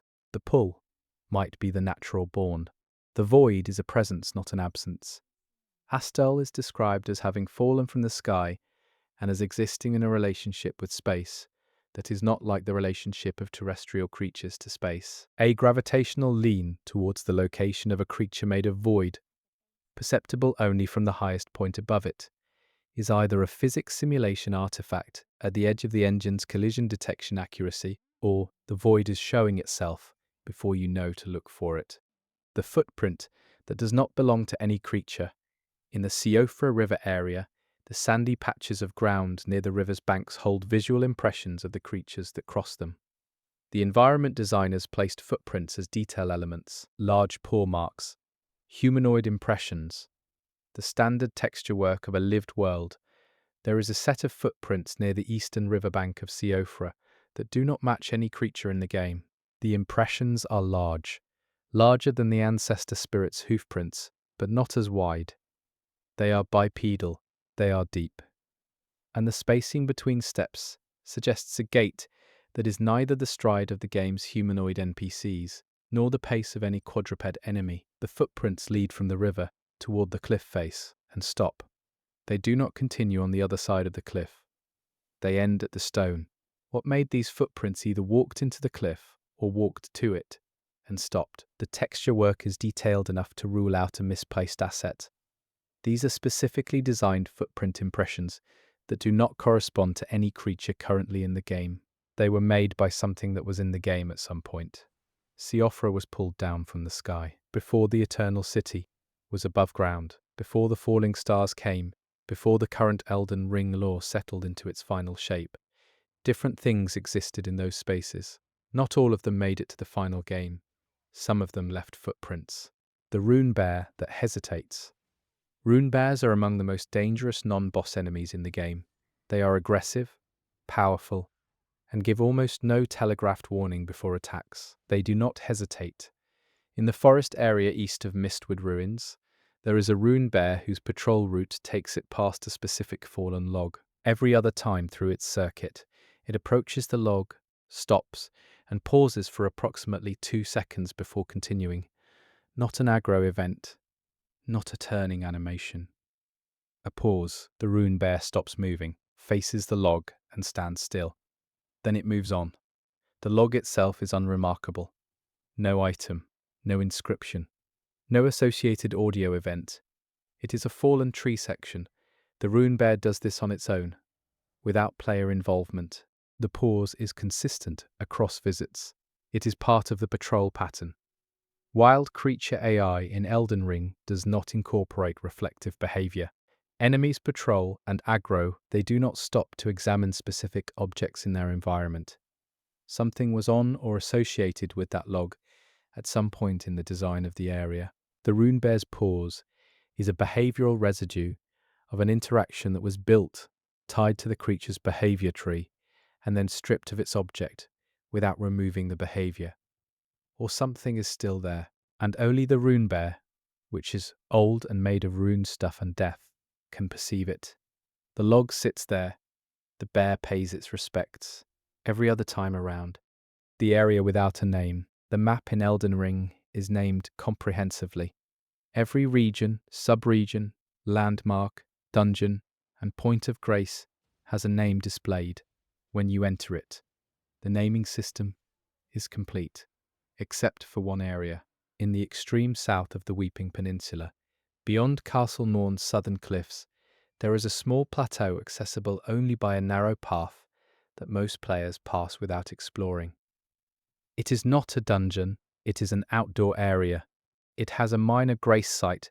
When you cross into this plateau, no name appears. Not a blank, not an error text. The name notification that should trigger simply does not appear.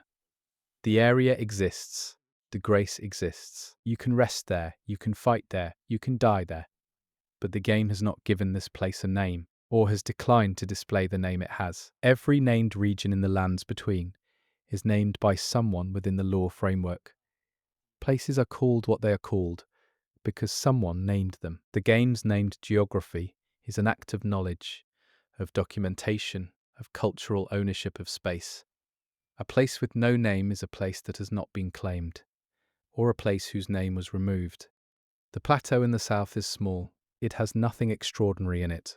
One grace, some minor enemies, A view of the coast. Nothing that would explain why it deserves the absence of a name.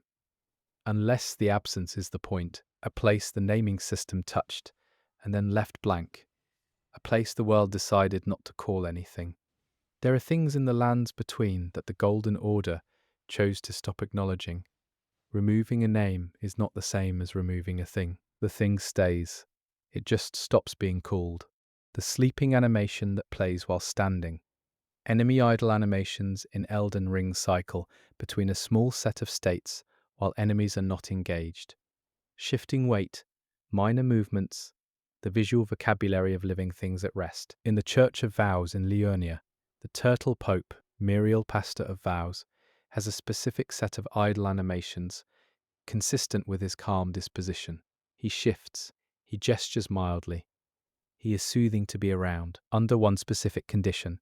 He plays an animation that is not in his regular idle set. If you come to the Church of Vows for the first time during the in-game night cycle, rather than during the day, and you approach Muriel from his right side, he plays a brief sleeping animation before entering his normal greeting state, not a shortened version of a sleeping state. The full sleeping animation, eyes closed, head drooped, the complete visual state of an NPC in sleep. It lasts for 2 seconds, transitions through a waking up intermediate state, and then Muriel enters his normal dialogue and behaves as expected. The implication is that Muriel was asleep, and you woke him up. The Church of Vows exists outside most of the game's conflict. Muriel is not a fighter. He is a keeper. He maintains the church and holds the knowledge of the vows of the Erdtree. He is not patrolling or guarding. He is simply there, in his church, doing what he does. The idea that at night he sleeps, and that arriving at the right time, and from the right angle catches him in the moment, before he realizes someone is there, is either a lost animation transition state from a design iteration where Muriel had time of day behavior, or an authorial detail so specific and so small that its invisibility to most players is itself a quality. He was asleep. You woke him. He does not acknowledge this in dialogue. Neither do you. The bridge with no origin point. In the mountaintops of the giants, several stone bridges span the frozen chasms and rivers of the region. They connect important areas.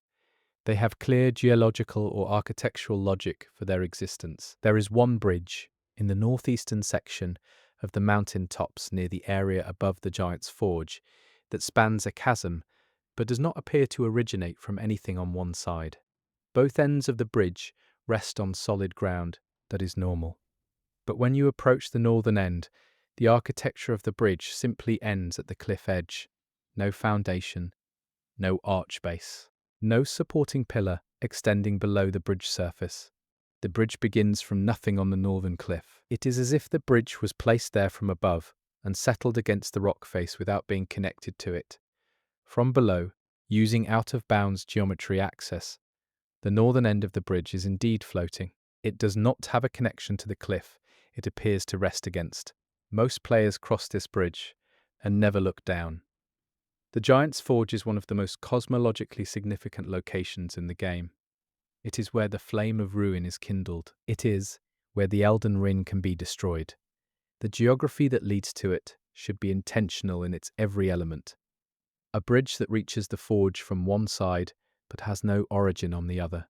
Either a geometry placement error produced a floating bridge, or a bridge that leads somewhere without coming from anywhere represents something about how you arrive at a place where you can end the current age. You did not come from anywhere that the world can account for. The bridge knows this. The color the frenzied flame uses that is nowhere else. The frenzied flame has a specific visual identity.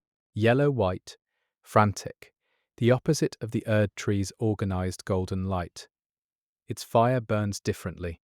Its color vocabulary is distinct in the environmental light of every area associated with the frenzied flame. The color palette shifts toward a specific yellow that sits at the warm end of the visible spectrum. There is one location in the game where that exact color appears that has no connection to the frenzied flame in any accessible lore.